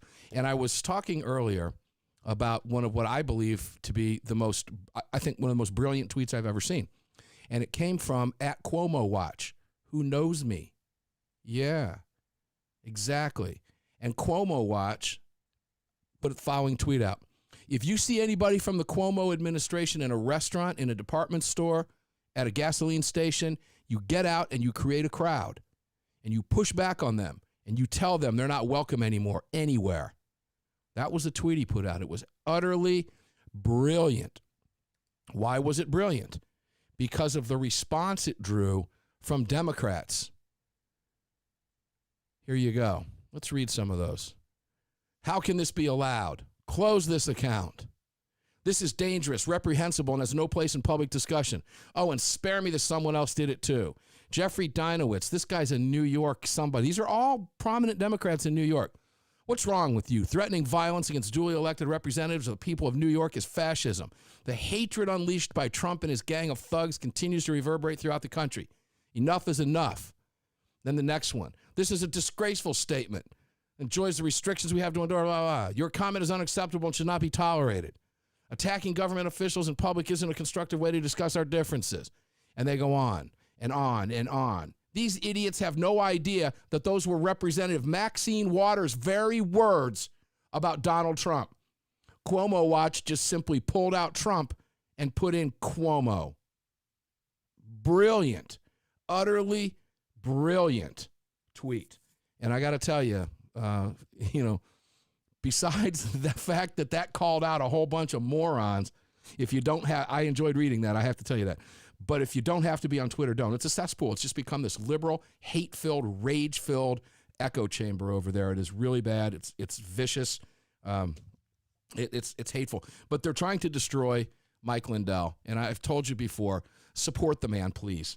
It's real simple. Buy his products. A $28 pillow, for crying out loud. We've got a promo code for you to cut the price in half on these things and show his support for Armed American Radio. Also, DefenderCoffee.com. Promo code is AAR. Crossbreed holsters. You know where to go. Second Amendment Foundation, North American Arms, and the rest. We'll talk about some of them in the near future on this program coming up in just the next few segments. Let's go now to one of my dear friends. I've known her for a long time. We've shared the stage together many times, and her story is utterly heartbreaking. Nikkie Gieser. The book is Stalked and Defenseless. Nikkie, welcome to the show. How are you? Hey, Mark. Thank you for having me on. Always a pleasure to have you here. Nikkie, I was kind of teasing this segment in an earlier segment about what you're going through. It's the craziest thing I've ever heard. First, let's start with tell listeners who may be new to your story on hundreds of radio stations across the country, tell listeners your story from the beginning. What happened to you and your husband? Back in 2009, my husband, Ben, was murdered right in front of me by a man who was stalking me. And because of Tennessee state law at the time, I had to leave my permitted legal firearm that I normally carried for self-defense locked inside of my vehicle because we were in a restaurant that was a gun-free zone. And I followed the law. Of course, the man who was stalking me did not have a permit to carry. He brought a gun into a gun-free zone illegally.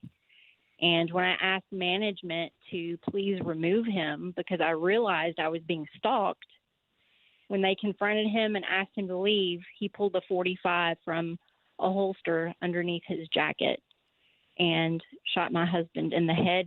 And then he stood over Ben and continued to fire 6 more rounds into him. I tell people, I'll probably wonder for the rest of my life if I could have prevented that. Of course, I'll never know because I was denied the chance. I was stalked and defenseless. So I've really tried to educate people over the past almost 12 years about the dangers of gun-free zones and how they leave good people helpless and vulnerable. And I think these places actually embolden evil people. What better place to go after someone successfully than a gun-free zone where they can't protect themselves? You know, you and I, listeners, for your benefit, Nikkie and I later appeared together with one of our, both, I know I'm speaking for Nikkie as well, one of my personal heroes, Susanna Hupp.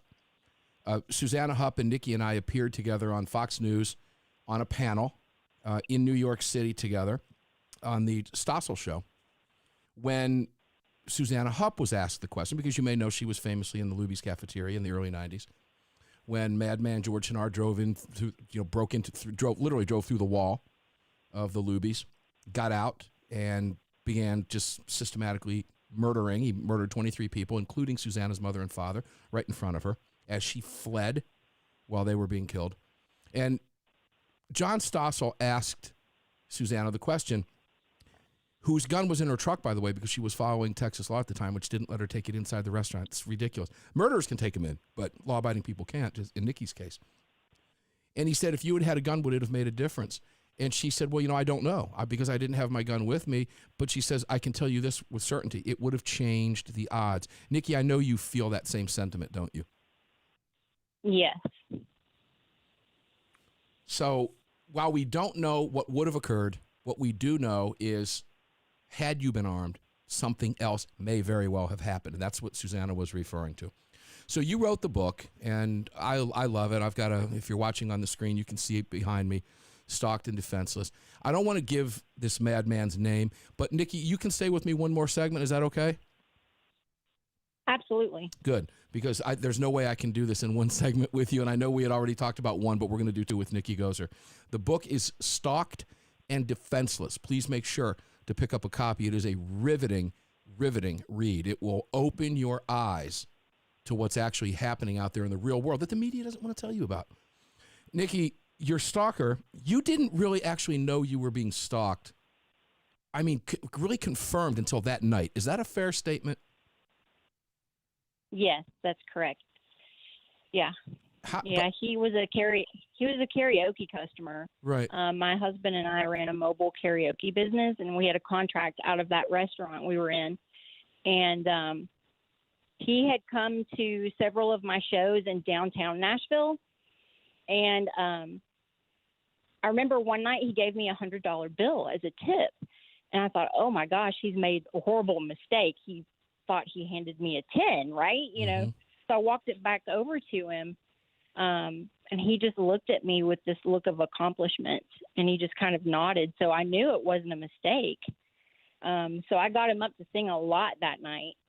But he sent me a friend request on MySpace, and I added him just like I add the rest of my customers. That's how we retain our customer base.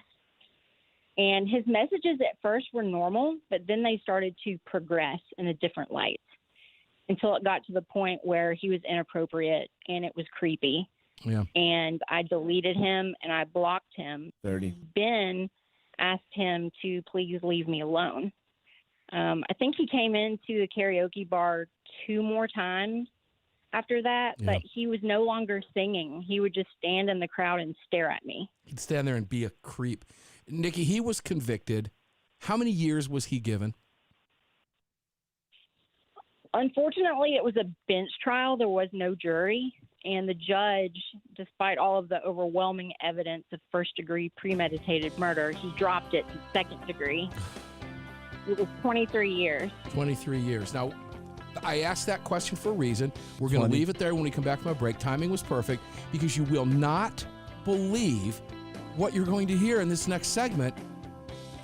This guy's in prison. He's in the slammer. He's in the pokey. How can he get to her? Oh, this is going to make your blood boil. Nikki Gieser comes back for one more segment. Defender Coffee was...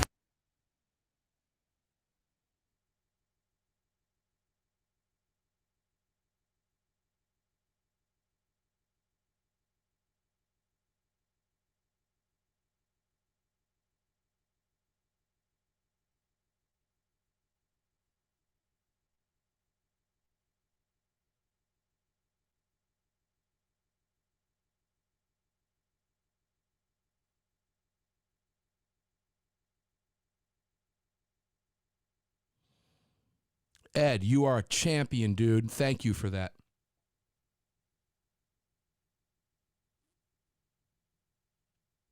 Di, that's a good question. I'll ask that when we come back.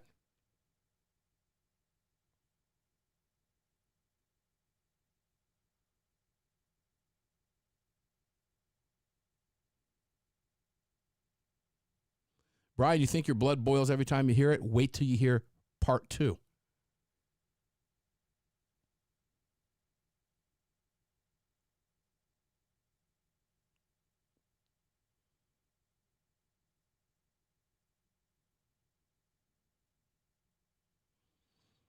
Man, we are in the final segment of this hour already, Holmes. Golly. Let's just put the round table on autopilot. Basically. I'm telling you.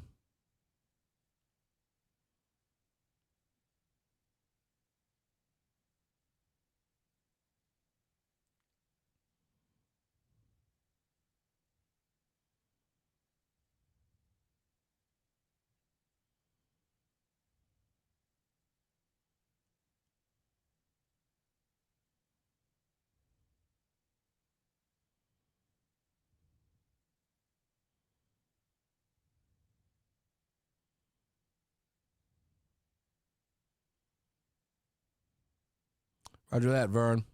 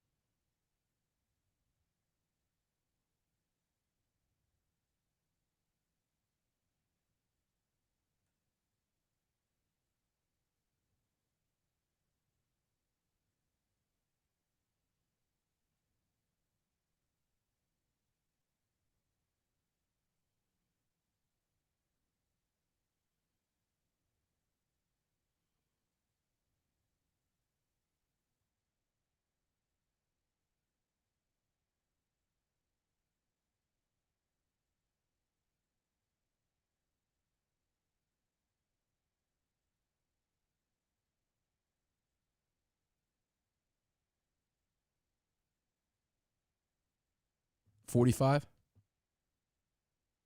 Yeah. You were a couple seconds off. Oh. But we're close now. And 30.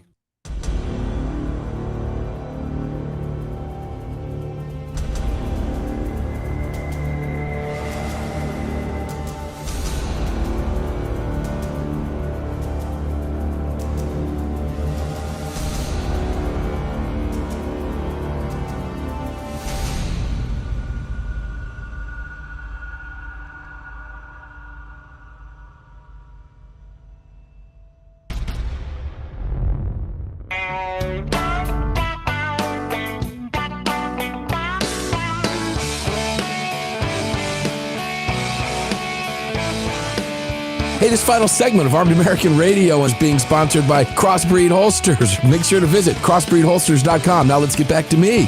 Welcome back to me. I am Mark Walters, filling your prescription for freedom, coast to coast on hundreds of radio stations across the country. New York City, how you doing? WRCN up there. Great to have you here with us. 101, Panama City, Florida. All right? Houston, Tejas, we're with you. We're with you all over Northern California, Southern California, Washington State, Seattle, Olympia, Portland, we're with you. What a crazy place Portland is anymore, right? Sarasota, Florida, 860 Tampa, all over the country. We love you guys. Thanks for being here. Please support all of our sponsors. This is the Carr Firearms Group Studios. This is the Lead Slingers microphone, and all of this is being presented to you by X Insurance. They're the real deal. Grow up, okay? xinsurance.com. Seriously, take your insurance for your CCW, your law enforcement, your work, whatever it is. Take it seriously, just like you do everything else you insure in your life. Don't play games with your freedom. Nothing else matters. X Insurance has you covered with a real insurance policy. Nikki Gieser, welcome back. I see comments in here about how, this story makes your blood boil. Every time I hear the story, my blood boils. And I commented during the break on the Facebook live streams and the YouTube live streams. You ain't seen nothing. Wait till you hear what you're about to hear. I did get a question, though. Di wanted to know, did you sue the establishment? I tried, and I lost. You lost. So, because of what? They say it was not foreseeable. Okay, all right. The bench trial versus the jury, the defendant has the ability to select either one. Is that how that came about? Yes. And he knew he had a weak judge, right? This particular judge, his name was Seth Norman. He's retired now. He's in his 80s. Good. But at the time, he was well known in Nashville for being a drug court judge. And he was pretty lenient on drug offenders, which is fine. Drug offenders can rehabilitate and rejoin society. But he got a murder case. He got my husband's murder case. Unreal. Yeah, it is blood curdling, but here it gets even worse. Nikki and I were talking. It's been a while. The time gets away from you, and we had these private conversations off air. And I come to find out, Nikki, that this guy hasn't stopped. Tell listeners what you told me during those conversations, because you've moved forward here. God bless you.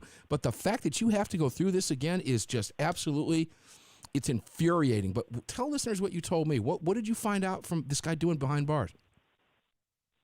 So it started before the murder trial had even taken place. He sent 2 letters to me before the murder trial. And what he does is he sends the letters to my former attorney that I used for my wrongful death suit against him, which I won, but he's indigent, so I get nothing. Mm-hmm. And you can imagine my reaction. I was a hot mess. And I sent the letters to the prosecutor, the detective, the victim witness coordinator. I told them I need this to stop. Apparently, I need a restraining order. There needs to be extra charges. And no one did anything. There were no extra charges. There was no restraining order. No one was helping me. And I just gave up. I told my attorney, just please don't tell me anymore. I can't handle this.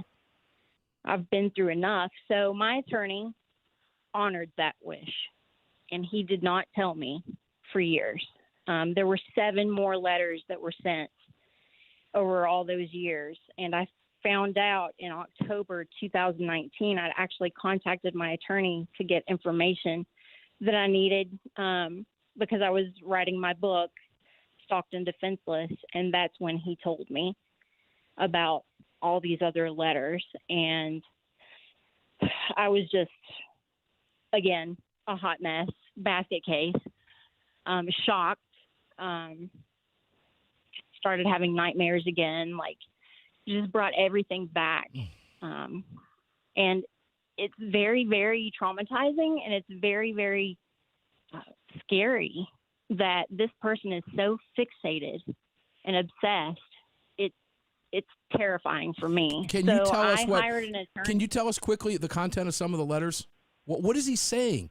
I mean, here you're telling us that you need another restraining order. This guy's in the pokey. He's in the slammer, viewers and listeners. He's in the slammer. He's in prison. And we need another restraining order? My God. It's infuriating. Can you tell us the gist of some of these things? Yeah, they're twisted love letters.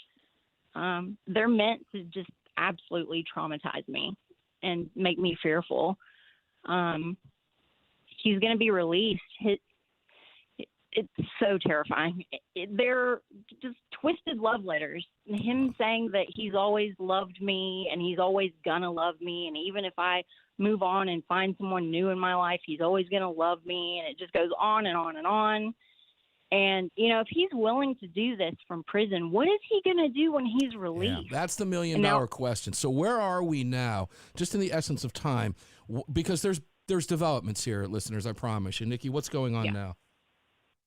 So I found out that Tennessee Department of Correction has allowed him early release credit. So his early release date is October 21st, 2028. And I hired an attorney. I tried to have his early release credits revoked. So far, they are not revoking them. Charges, he's been charged now. Basically, the feds went into the state prison and arrested him there, transferred him to the federal courthouse. He had his first hearing, and then they took him to the federal prison. So he is actually going to end up in a courtroom again, and I'm going to have to face this man again. Now, but he's been charged with federal crimes now, right? That's why he's being held in the federal prison. What is he being charged with now from behind bars? It's federal stalking by mail, because he's using the U.S. Postal Service to stalk and harass me from prison. It's a federal charge. And what kind of, upon a conviction, which I feel certain you're going to get, but the way this has turned out, I mean, I got to throw my hands up and say, it's almost impossible to say that now. But, I mean, this guy's being given early release. I mean, this is insanity. All right, so, because I don't have to tell you how fast the next 6 years are going to go, 7 years are going to go. I mean, come on, in the blink of an eye. So what are we looking at for potential sentence at the federal level now for this scumbag? At the federal level, it would be 5 years, which is nowhere near long enough, but it's all that the law allows.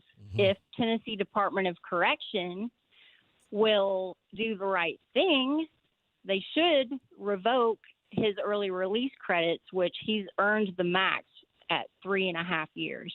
So at the most, I would 60 additional 8.5 years. An additional 8.5 years. Well, I'll tell you what, under these conditions, I mean, you take what you can get, you know, obviously. And Absolutely. I'll tell you one thing. We know you're prepared. That much I do know. God, I hate that you have to go through this, but yeah, and I know how you feel about some of the things that Susanna went through and some of the things that she said about what she would do over again. So we're just going to leave it at that for now. Nikki, you're going to come back on the show again in the near future. Thank you for being here, and thank you for telling that incredible story. The book is Stalked and Defenseless. Read it. This stuff happens. Evil exists out there, and it's real, and you just heard it on Armed American Radio. We'll be back with a roundtable right after this. Don't go away. Unbelievable. Unbelievable.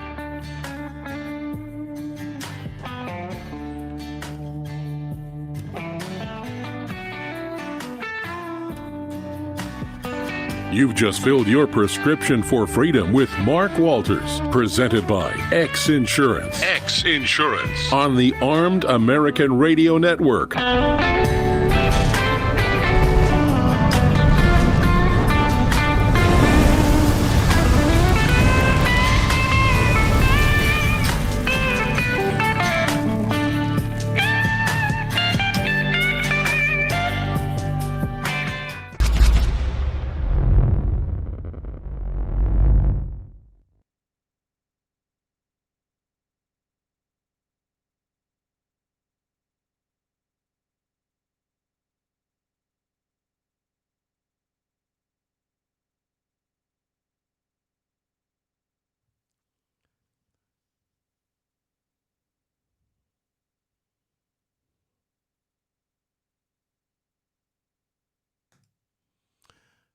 That's infuriating.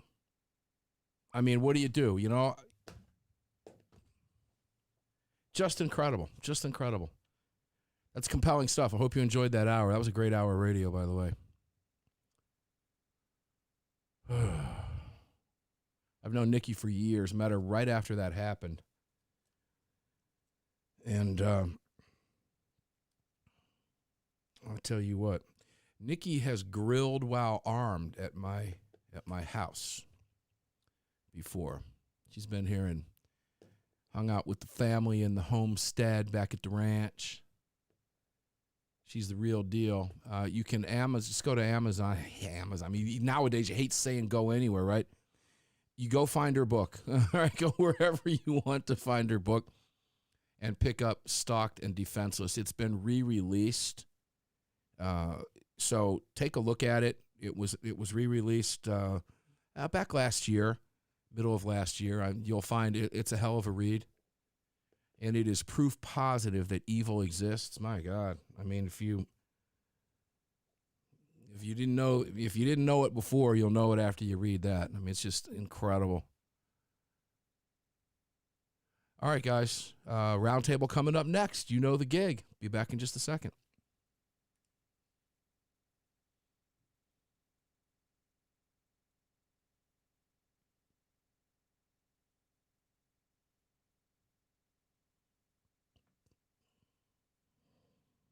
Greg, I'll be right back. All right.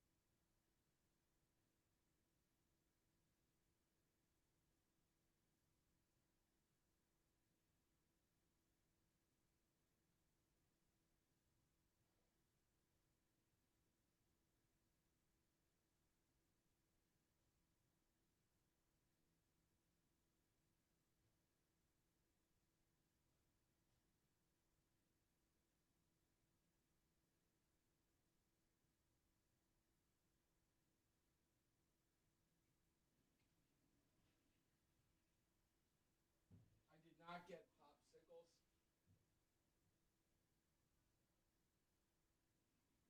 Popsicles backward, just like a pop.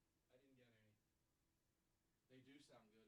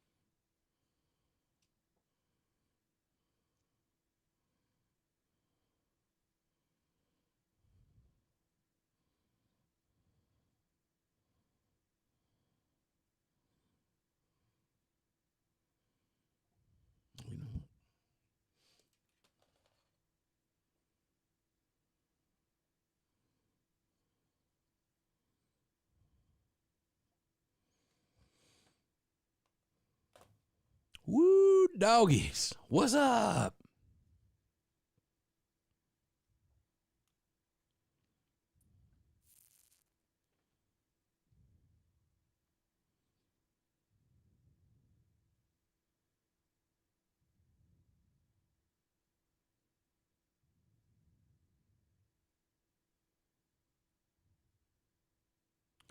I see some of the conversation going on in here relative to carrying your gun. I'm not telling you to carry your gun illegally.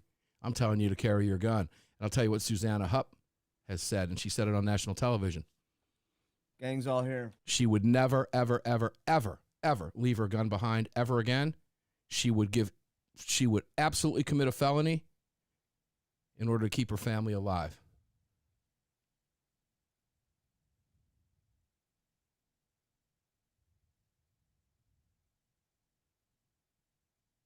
Gang's all here. All right. Oh, my God. Last hour already. Are you kidding me? Oh, we're way past 30. Oh, that's okay.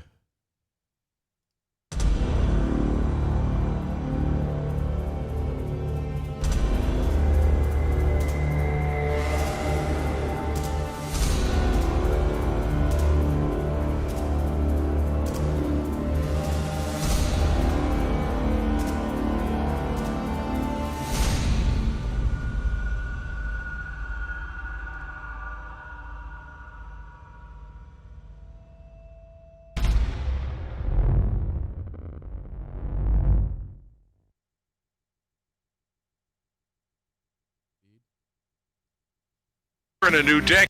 Freedom might be an uphill battle sometimes, but freedom will always. All these buttons. Presented to you by X Insurance. X Insurance. On the Lead Slingers microphone. Here is your host of Armed American Radio, the loudest conservative voice in America fighting for your rights, Mark Walters. Armed American Radio's Monstercast, my favorite part of every week. I hope it's the favorite. I'll get it out. I hope it's your favorite part of every week. Also, it certainly is mine.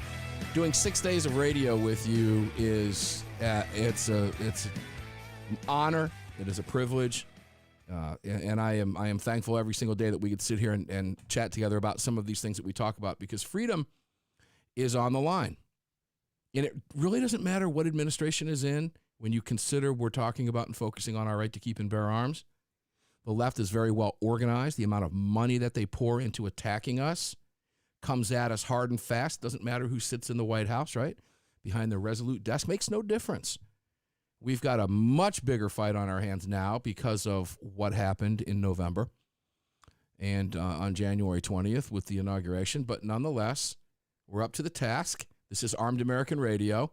And I'll fill your prescription for freedom as long as God gives me breath in these lungs. I will fight for the right to keep and bear arms, and I will never, ever, ever waver, and I will never back down, period, ever. You have my commitment, and you have my word, and we are going to be here together for the next, for the foreseeable future, because I ain't going anywhere.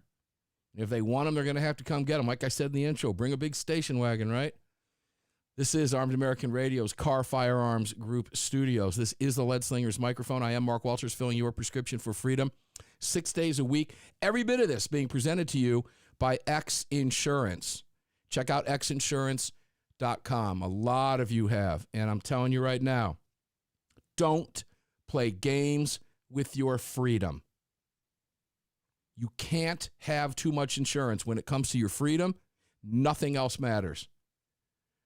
Homes, cars, boats, businesses, toys, all great. You have the best of the best. When it comes to your freedom, you want the betterest of the betterest. Does that make sense? We make up our own words here. You know exactly what I meant. Isn't that funny? You actually knew what I meant.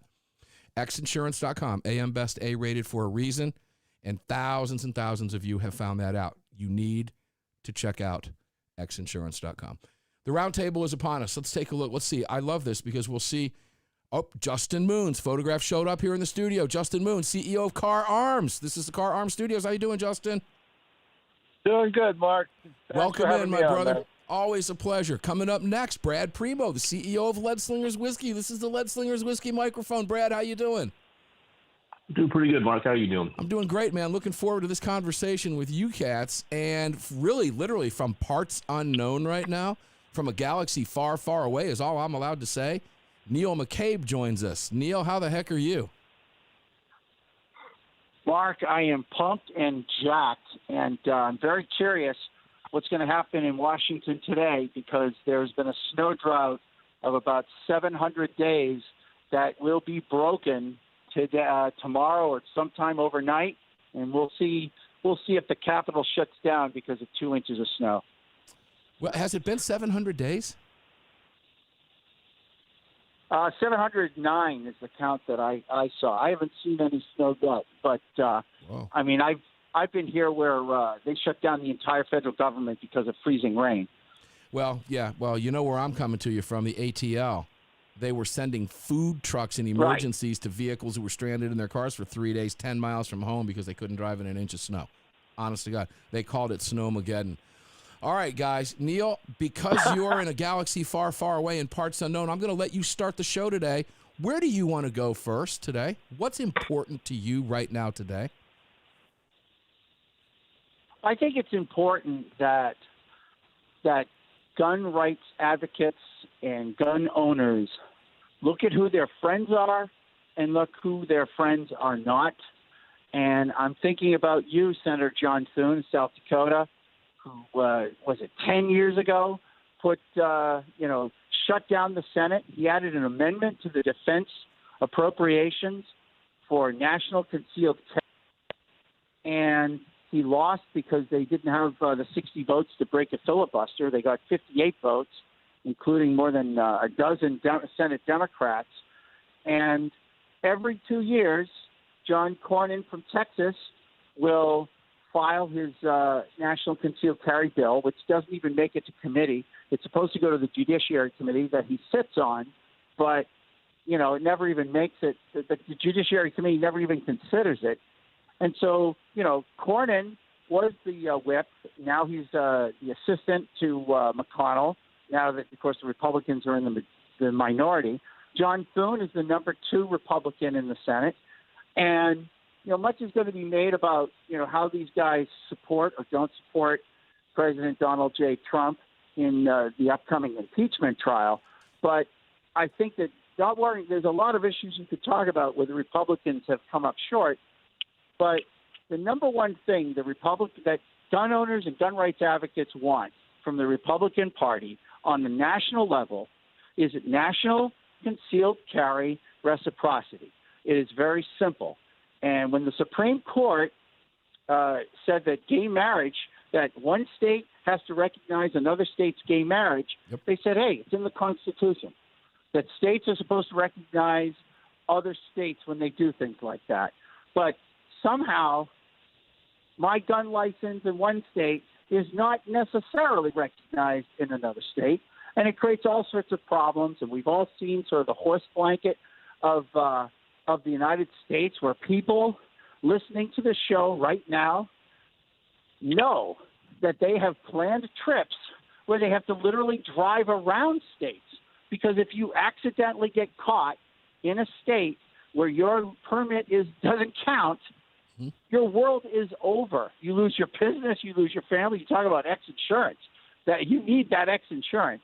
And so there's a lot of talk about the upcoming impeachment, but I think that it is time that people hold our people accountable for what they're doing to protect and, frankly, restore the gun rights that the founders of this country enjoyed.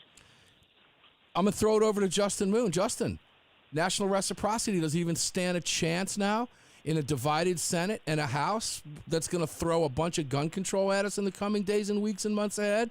I mean, Neil's 100% correct. We fought for it. The only reason we don't have it is because McConnell never brought it to the floor during Trump's first 2 years when he controlled all three branches. We never saw it.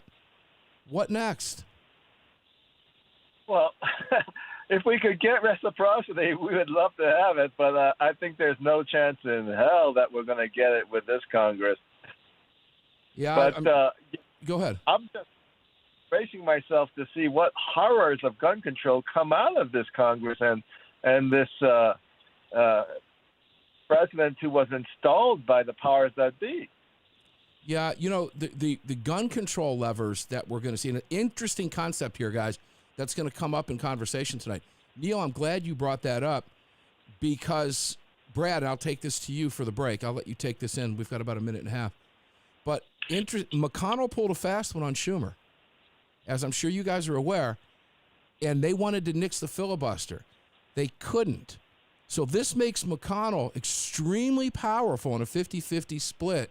I thought it was a brilliant maneuver. I gave credit where it was due last week on Armed American Radio's Daily Defense. Because now with the filibuster in place, at least for the foreseeable future, does gun control, Brad, that Justin was just talking about, they're definitely going to throw it at us out of the House, but does it even stand a chance in the Senate, Brad, with the filibuster intact and a 50-50 divide? You know, I'd like to think that, you know, we have a little bit of safety from that now, but, you know, it's only going to take the next, it's only going to take the next incident for these people to dance in the blood of the victims, to play to people's emotions to further erode our rights. You know, this deal with the national reciprocity, it just kind of shows you that even a lot of Republicans out there still kind of treat the Second Amendment as like a second-class right. Yeah. And I think Neil's exactly right. During this time when we maybe had a little bit of breathing room, we need to start taking some of these people to task and either having them come to Jesus or get rid of them. Well, you know, I like the way you said there, because there is breathing room. In fact, I read something about that. I've actually got a piece to pull up on that in a little bit. But that filibuster does give us at least, we don't have the full weight on our chest. We've got a little bit of breath in our lungs, and we can breathe with the filibuster. But to what extent that matters remains to be seen when you've got Murkowski's and you've got Collins, okay? Does our gun rights, and this is where we'll go with Neil when we come back from this break, do our gun rights rest now? Do my rights and your rights rest on Joe Manchin? I mean, could that be? Does the future of our gun rights rest with Joe Manchin? Think about that. And then I want to talk about Second Amendment sanctuaries with these guys, because Justin and Brad and I had a conversation about that last week. I'll clue you in on that. Back after this. Don't go away. Big stuff coming up.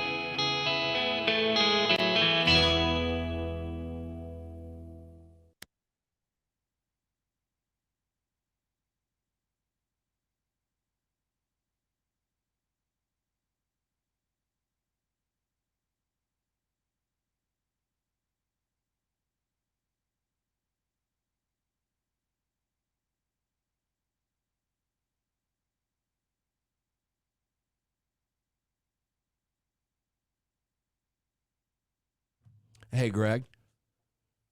Yep. Here it goes, man. It's just, now it's off to the races. Yep.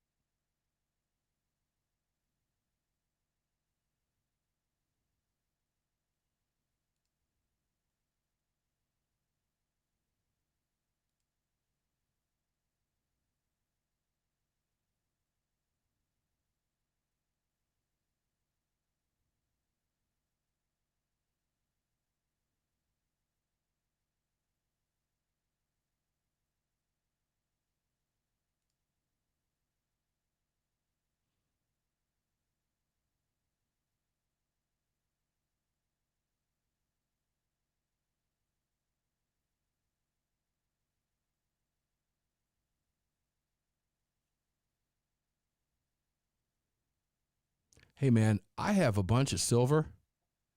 I started buying a few years ago. I don't know if you saw this, but those Reddit users are now going after silver prices. Yep. You gonna get rich off silver? I don't think I have enough to. I don't have enough to get rich. Now, if it went up to $1,000 an ounce, okay, we could talk. But I mean, that's what they're saying. Let's drive silver up to $1,000 an ounce. You know, I bought most of my silver at $16, $17 an ounce. It just kind of floundered around there. You know, I've got, you know, a nice bit of it. Isn't it like around 20? 26 now. All right. Yeah, so it's up $10 an ounce since I started buying it. But if these now you can't even get it. I usually get mine at like JM Bullion, stuff like that, buy, you know, 10 ounces at a pop, have them send it out, maybe 20, maybe a big 10-ounce bar or something like that once in a while. But they're out at gun shows. They're out now. They can't ship as of the weekend. The prices, you know, their supplies have been dwindling. I think all of this is hilarious. Well, it's a riot how it's working, but it's frightening, man. It is that it can be gamed like that. It's been gamed like that for a long time. Everybody's just starting to see it. Sure, but the fact that these guys were able to put it out like that, where are we time-wise?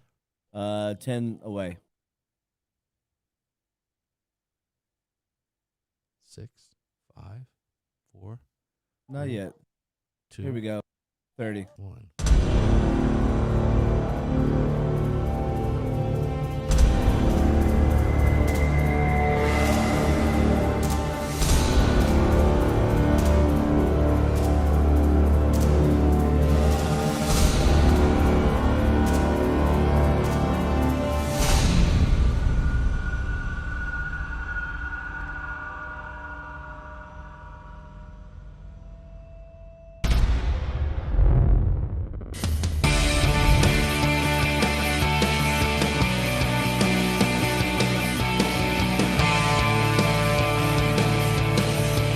Hi, it's Mike Gallagher wanting to let you know that the crew of the Desperado Sport Fish in Virginia Beach, Virginia supports Armed American Radio and the Second Amendment, and I'm right there with them. Now back to Mark Walters. Armed American Radio's Monstercast, a classic Armed American Radio roundtable now underway.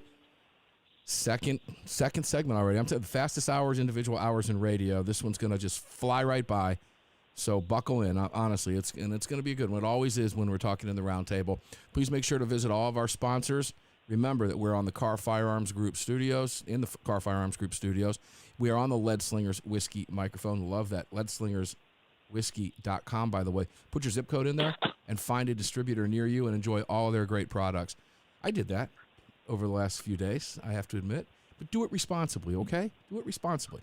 And find all of their products across the country. They're adding distributors like crazy. And trust me, when you read up on some of the stuff, Lead Slingers, the Second Amendment's right on the bottle. It doesn't get any better than that, in my estimation anyway. All right? And remember that all of this is being presented to you by X Insurance. We've got some big stuff coming up with X Insurance in the near future. That much I can promise you. All right, let's go back. Brad, let me go back to you briefly because we ended the segment with you. Did you want to put an exclamation point on anything that you chatted about in the previous segment? If you want to, go right ahead. You can follow up.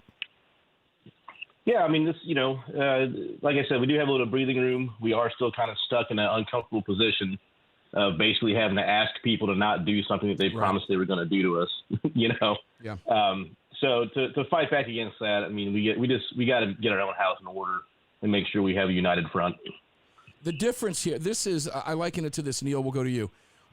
I look at states like New Jersey, and New Jersey is a prime example. How many times have we talked to Alexander Rubian from New Jersey Second Amendment Society, NJ2AS, and I remind him that positive news about gun rights, Neil, in New Jersey is being able to say how few sucky things actually made it through. And I used my grandmother as an example when, because just God bless her, she was wonderful. I was complaining about gas prices one time a few years ago before she passed away. And gas is $4.35 a gallon. And she goes, oh, well, just be glad it's not $5.35 a gallon. And I mean, that was just my grandmother, but that's not the way I want to live my life. No, I don't want to be happy because it doesn't suck as bad as it could. I want to be happy because I'm doing things and fixing things. New Jersey, what's a great month in New Jersey during the legislative session? Stopping 4 gun control bills and only getting 3 through instead of 7. I mean, I don't want to live my life like that, but that's where we're at right now. And I closed out the last segment. Does Manchin hold our gun rights in his hands? Neil, you know Washington well, does he? Well, I think Manchin is going to he's going to be pretty solid, but you're right. I mean, the filibuster's there. You need 60 votes to end debate and force a vote. So if you don't have 60 votes, the theoretical debate goes on forever because it can never be ended, and you can't. So if you have 59 votes, the thing just goes on forever. So hence the word filibuster. It's a very defensive move, and McConnell excels at defense. He does not excel at offense. I don't expect him to ever advance any kind of agenda, but he is very good at defense, and that's always been his card. But yes, there's going to be gun control stuff that comes down the pike, but what's going to happen is the left is going to hold these votes, and they're going to force Democrats to go on the record to either be for gun control or against it. And we need to put our people on the record, too. We need to hold them accountable because it can't be about personalities anymore. It has to be, what are you actually doing? And it's like there's a lot of stuff that goes on, but there's really only 3 or 4 things I really care about. And one of them is national concealed carry reciprocity. That's like it's been on the docket for more than 10 years. Yeah. And I want movement. It's, it's like you got a guy like Harry Reid. Harry Reid, of course, famously blocked John Thune's amendment to the defense budget, but he allowed, once Reid knew that Thune didn't have 60 votes, he then allowed Democrats who didn't want to take a tough gun vote, like John Tester from Montana, he allowed them to vote with Thune, knowing that at 58 it would fall. Now, Reid, of course, is now ancient history, but that guy was always blocking pro-gun legislation. However, the NRA built him, or it's like the NRA. He had an A+ rating. rating. Like an A rating. Like Harry Reid had an A+ rating with the NRA for years. Yeah, and it's like, so what's going on with these scorecards? I need to hold people accountable. The reason Obama became president, the reason why he was able to get the nomination, is that 5 or 6 years before Obama was running, progressive Democrats on the left started holding people accountable. They started doing scorecards where they said, hey, the Democratic platform says X, you voted Y, we're going to ding you. And they were laughed at and they were hated, but they just kept at it. And they started holding people accountable. And eventually, their guy became president of the United States. That's what people who support gun rights should be doing. Just hold people accountable. And if people are going to screw you or ignore you or make frankly, Republicans ridiculing gun rights and gun owners, right? Why are those guys tolerated? I don't get it. Well, because they're weak. The people that surround them are weak. The Republican Party's always been weak. Justin, you know that better than anybody. The Republican Party has always been weak. We've complained about it on the show. I mean, I don't expect, you just heard Neil say, you're not going to see any offense come out of this. We're clearly in a defensive posture right now, okay? So that puts us, I want to go to Second Amendment sanctuaries, because you and I and Brad talked about this off air one time. We'll give some hints as to what we're talking about.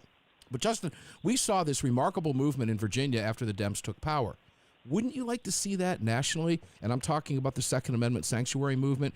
Wouldn't you like to see that roll and steamroll across the country at a national, just a national level, state by state by state? Wouldn't that be awesome? That would be completely awesome. I mean, we're trying to do that at a local level in Pennsylvania, but it's an uphill battle.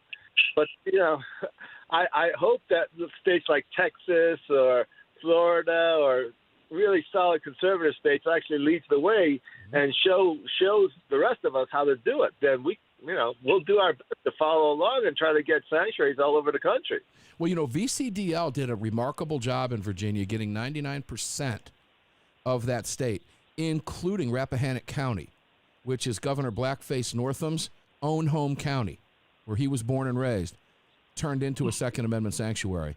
You had a couple areas. Yeah, we had, typical blue, dense pop. You had Charlottesville, you had Radford, where two of the universities are, Blacksburg, okay, out in those areas. And you also had, of course, the notorious 1 to 2 counties up in Northern Virginia. But you had other areas of the state, Norfolk, Virginia Beach, and others that, absolutely, Newport News, that absolutely went sanctuary city. When we come back from this break, I'm going to go back to Justin, because, Justin, I've got some encouraging words about seeing that on a national level and how that might get started. And I'm going to give away some of our conversation that you and I and Brad had off air, and then, Brad, we'll turn it over to you to talk about it, because this, I think, could set the stage for the ultimate defensive play, and that is, do what you want. Don't matter to me. Get off my lawn at a massive scale.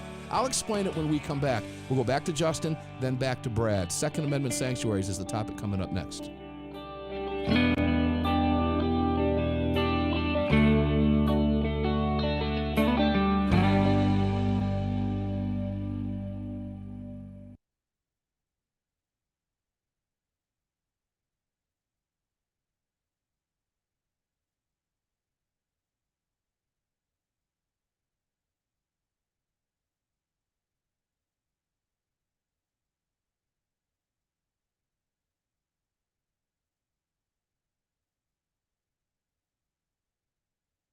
Kimberly Abbott, what's up?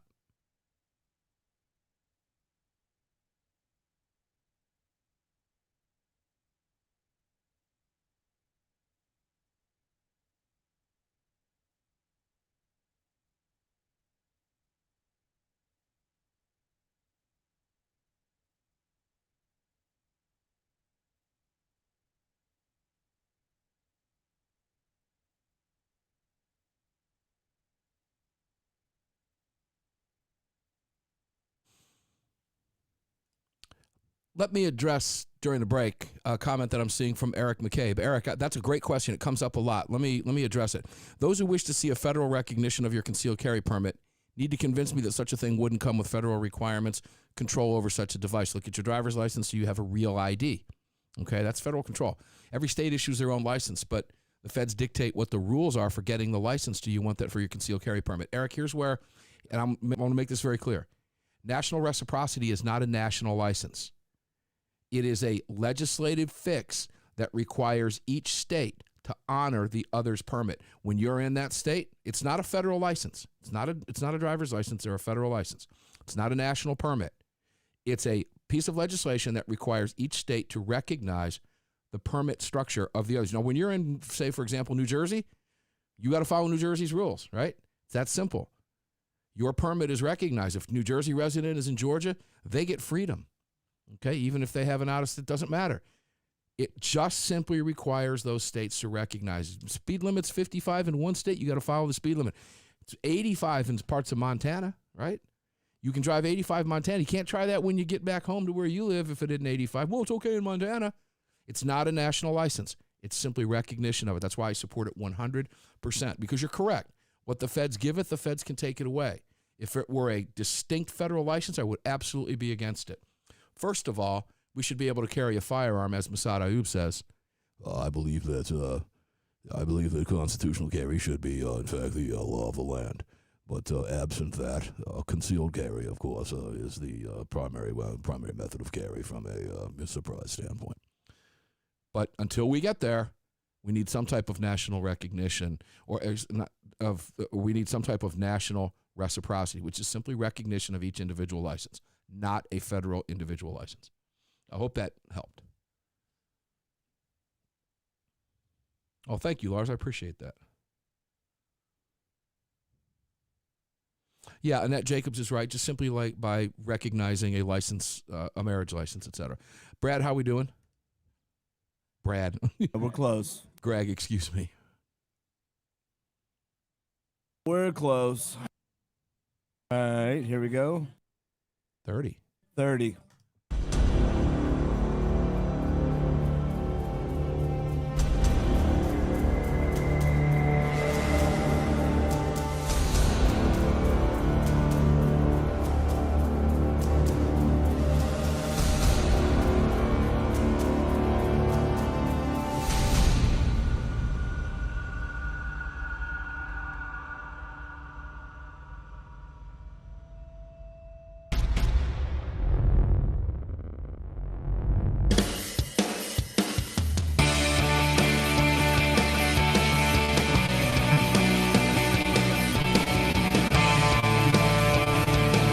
This segment of Armed American Radio is being brought to you by Mike Lindell and MyPillow. Don't forget to use the promo code AAR at MyPillow.com. Welcome back. That promo code for MyPillow.com, you've got to support this man.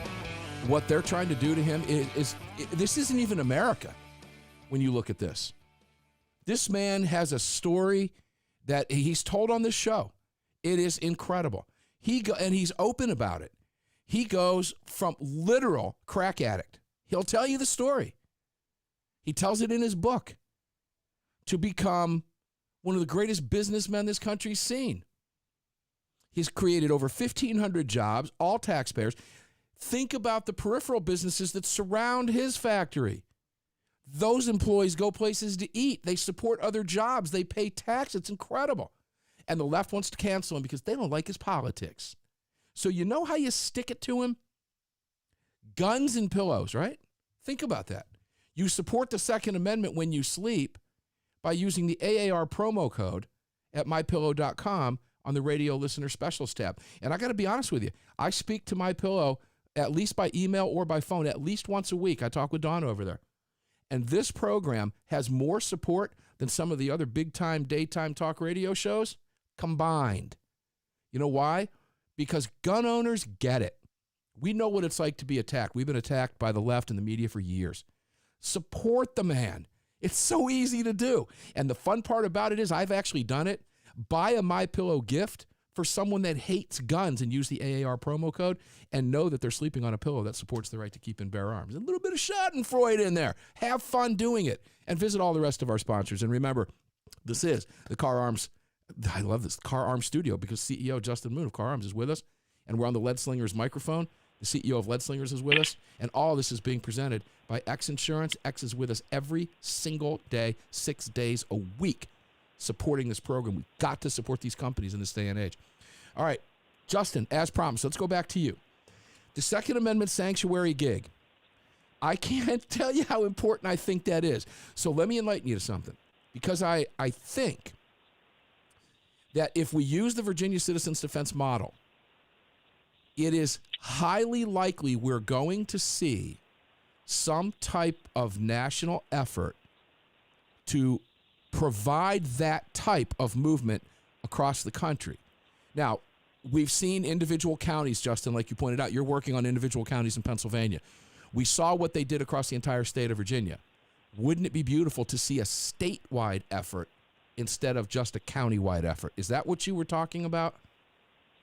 Yeah, that would be fantastic. I mean, what we're trying to do in our county and in the townships in the county is get ordinances passed where basically the county government will not use any of the county funds to enforce any type of gun control, whether it's from Harrisburg or from the U.S. government. So if we could get laws like that passed everywhere, then basically if the federal government wants to reach down and enforce their laws, they'll have to do it themselves because nobody at the local level will support them. And guess what's even more important, going a step further than that? You see, I'll just say this. I'm going to be in a meeting Wednesday afternoon with some people who know some people who will be talking about this. And I can't wait to report back in the very near future the results of that meeting. But I will tell you this. Imagine if you could get law enforcement, Brad Premo, because you were involved in the conversation. The three of us had an off-air conversation that was a lot of fun. We'll let go some of the secrets of that in just a second.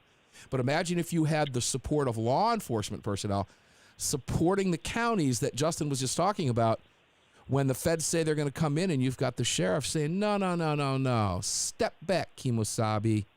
I don't think so. Brad. That would be amazing. And I think it's, very, very feasible in a lot of places. I mean, I was an officer here in Tennessee for 6 years.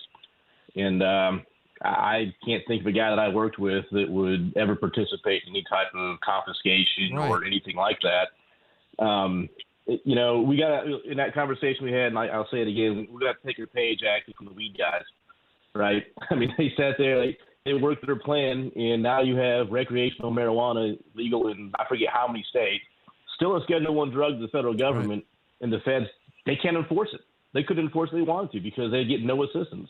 They don't have their own local jails to take people to. they don't have enough manpower to enforce, the law. So, if the states refuse to help, the locals refuse to help, the feds really have no teeth.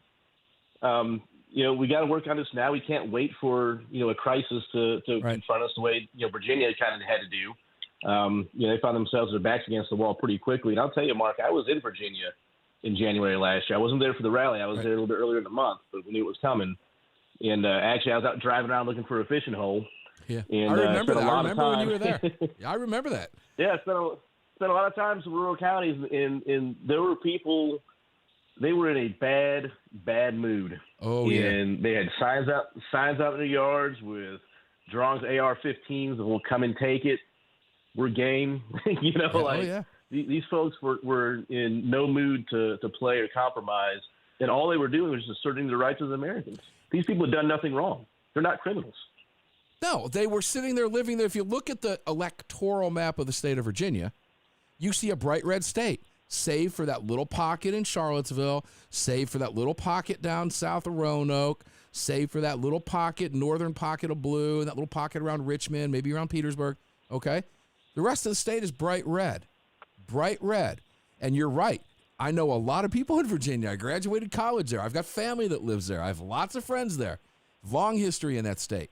And they were satellite radio moment word, and they're not going to take it anymore. And they meant every word of it, and they were willing to back it up. And you know what? I'll just go to Neil now. Neil, they had law enforcement support in those counties that said, we're not going to enforce. And if we see that on a massive scale move across the country, because look, let me go down a rabbit hole to Connecticut. If you remember after Newtown, there was registration. Neil, I don't think there was 2% success rate, as the state would look at it, in registration. Nobody registered their guns. And there wasn't a damn thing, and Brad used the marijuana analogy very eloquently because he's right. They can't enforce it. They can threaten to enforce it. They don't have enough jail cells to turn their law-abiding citizens into criminals and stick them in jail, do they? We certainly can. I mean, if we did, the Biden administration would look back at that and have to go, while they talk a big game, they'd be sitting there going, oh, what are we going to do about this? 48 states have told us to go pound salt. Neil, what do we do? Yeah, and remember, those sheriffs are elected. Right. And, they're very close to the people. And believe me, when you're a sheriff, that's a great gig. And no sheriff wants to give up that gig because, a bunch of people got agitated and decided to target him. Yeah. And, I think maybe Brad can speak to this also, but, it just is the truth is that wherever gun rights are as the framers intended them, the crime is low. It's the places where there's gun control where there's crazy crime.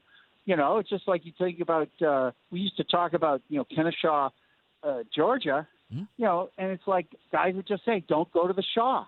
Do not go to the Shaw. And there is no crime in that city compared to other places around there. And it's just a fact. It's safer.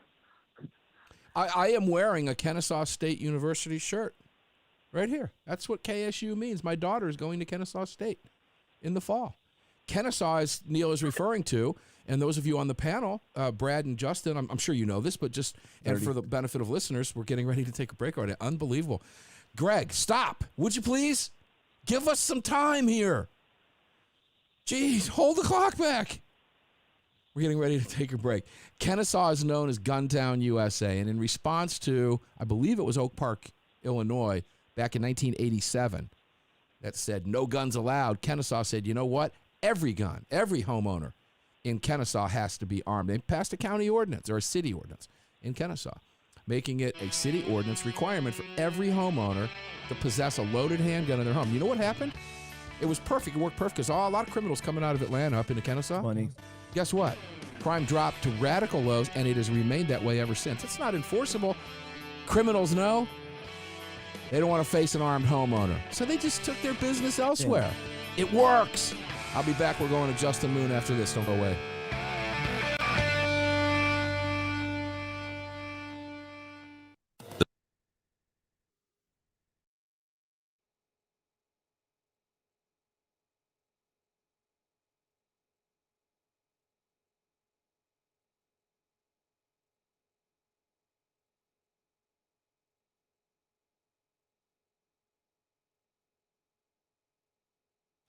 David Wilcox, I will correct the record. You're right. It was Morton Grove, Illinois. I'm pretty sure you are correct on that. Thank you for that. In Swedish, I would say tack så mycket for that shout out there, brother. That means thank you so much. How does he know that? How do I know that? Way back in the previous life.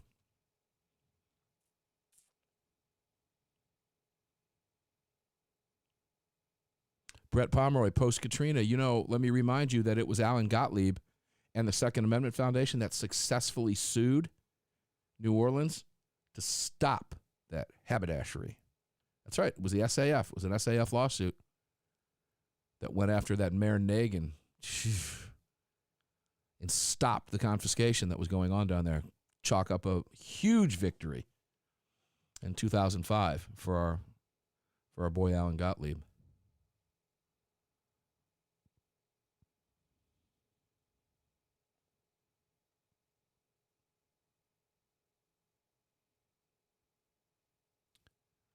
Good old Connecticut.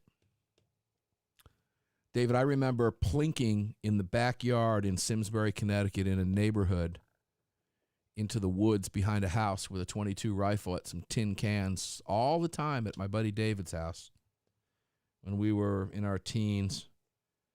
And one of the neighbors called the cops. Cops came walking through the woods, checked out what we were doing, told us to have a great time, and even popped a few rounds with us. That was Connecticut in the AY. I graduated high school in 1980, so that was in the late 70s, 79 in Connecticut. A whole different place now, isn't it? I don't have to tell you that. That's why your brother wants out. Not to mention it is way too damn expensive to live up there. I don't know how you live up there. Break free, run away, run away.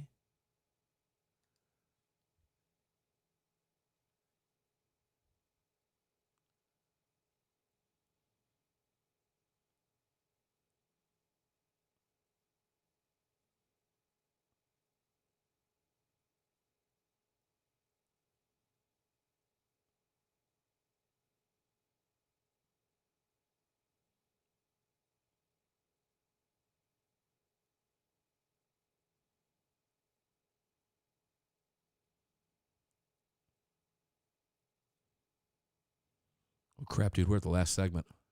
Yep. I didn't mean to yell at you. It was just radio gig stuff, It was just being... Oh, fun. yeah. I Totally. know you know. Yeah, no. It startled me. I was like, what's going on? Oh, okay.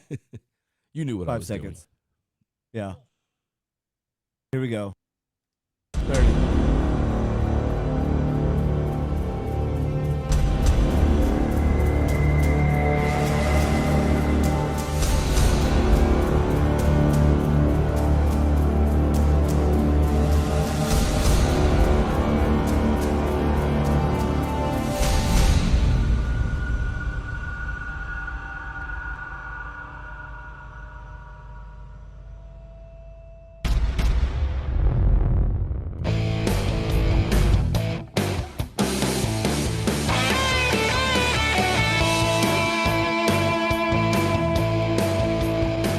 Hi, I'm Dr. Sebastian Gorka, letting you know that the Desperado Sport Fishing Crew in Virginia Beach, Virginia supports Armed American Radio and our right to bear arms. Now, back to Mark Walters. Welcome back inside Armed American Radio's Car Firearms Group Studios on the Lead Slingers microphone. All of it brought to you and presented to you by X Insurance. Make sure to get a quote from them, xinsurance.com.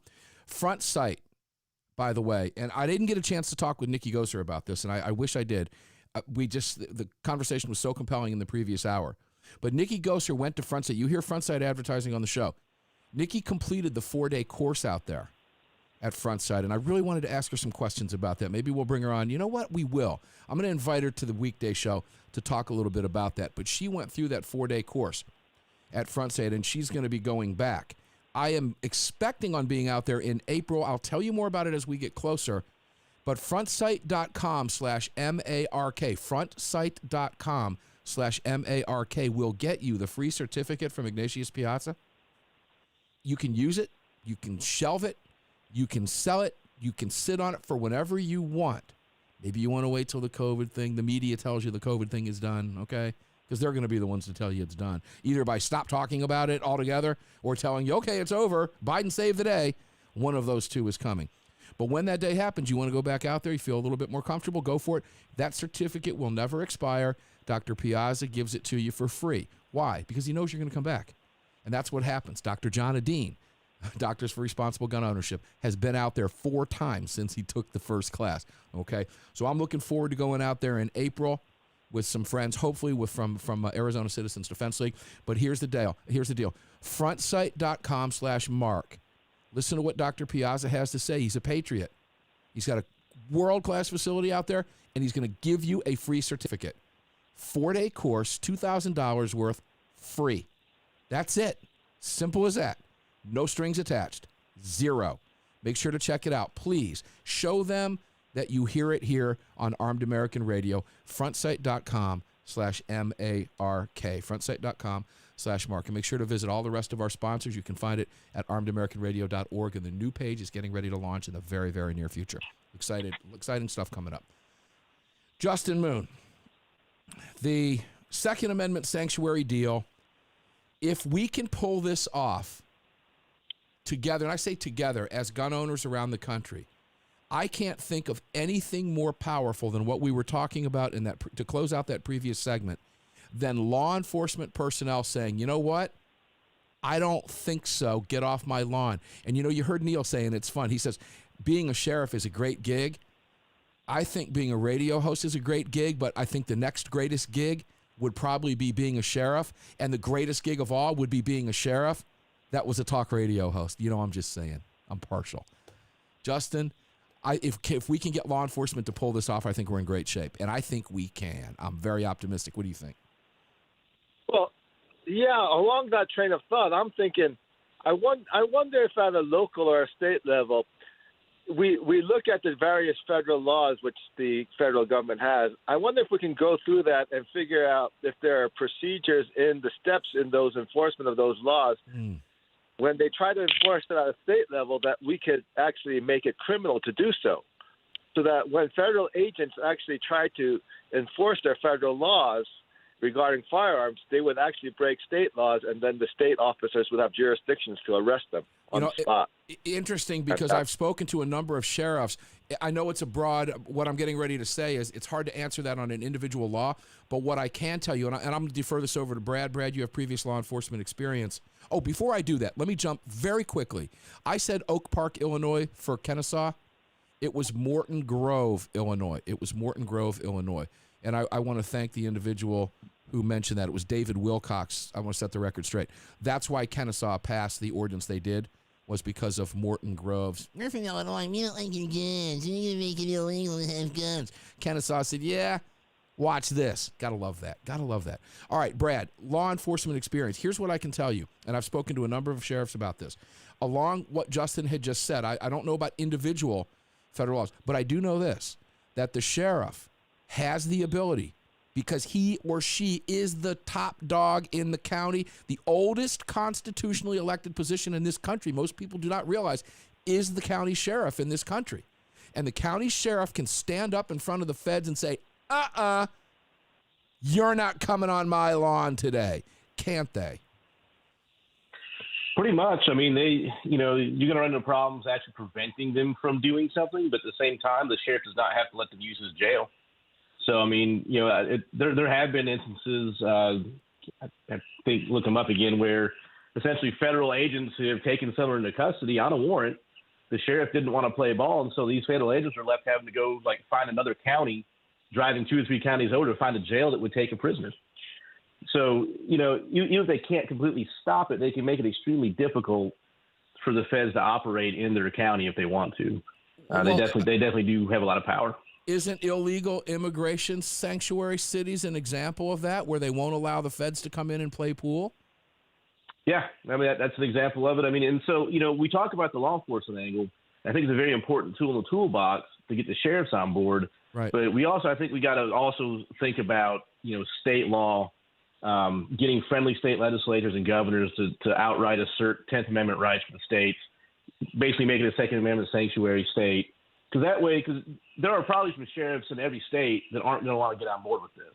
Right. They're anti-gun, this, that, and the other. And so you just got to take the ball out of their hands at the state legislature level, and they'll have no choice but to either do what the law says or they'll find themselves in trouble. So I think we got a two-pronged attack. You go to states like Colorado, a lot of gun control in Colorado. Hickenlooper was signing bills like crazy when the Dems went full bore out there. But you also had a vast majority of the sheriffs in the counties because, like the rest of these states, these counties are red. It's the population centers that are blue. So you have a handful of sheriffs that aren't playing pool, yet you have, 75 to 80 or 90, 95% of the red counties in the state that might not be as populous, but those sheriffs are playing pool. So you have a vast majority of the sheriffs. It's an interesting dynamic in play. But here's what I will tell you, listeners. There is going to be movement in that direction. I'm confident of that. And Brad and Justin and I had come up with some deals I'm working on behind the scenes. We at a national level, there's going to be movement there. I can promise you that. To what extent, I will hopefully be able to let you know in the very near future. So I'm teasing that. I'm just letting you know. I will be in a meeting, a double secret probation meeting on Wednesday at 6 p.m. And this is going to come up in that conversation with some people who know people and know things. Let me put it that way. Neil McCabe, you are in parts unknown. How do you want to, I asked you to open it. How do you want to close it today? What's the most important thing we need to know going into Monday morning in America tomorrow on February 1st? Well, I think the most important thing is that for the next 2 years, going into the 2022 midterms, we have to hold our people accountable. They're either for us or against us, and it doesn't really matter. I just want to know. And so if they don't want to support 60, that's their business, and I respect it. But they're not going to get my vote anymore. But I think that the sanctuary movement is spreading like a prairie fire, and I believe Texas is also now a gun sanctuary state. And so I think that's a movement that's bubbling up, and it's Republican got legs. leadership won't be able to stop it. It's got legs. Let me put it that way. Neil McCabe from Parts Unknown, literally, thank you, man. I know where you're at. Thank you so much for being here. I can't thank you enough for your participation. Justin Moon, great conversation tonight. You and I and Brad will be talking a little bit more after Wednesday about that 2A sanctuary, so we're teasing that for you listeners. An American classic at Armed American Radio Roundtable. Another great conversation today.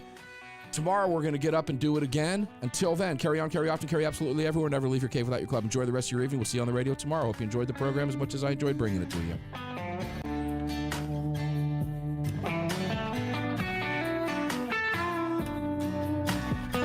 You've just filled your prescription for freedom with Mark Walters, presented by X Insurance. X Insurance on the Armed American Radio Network.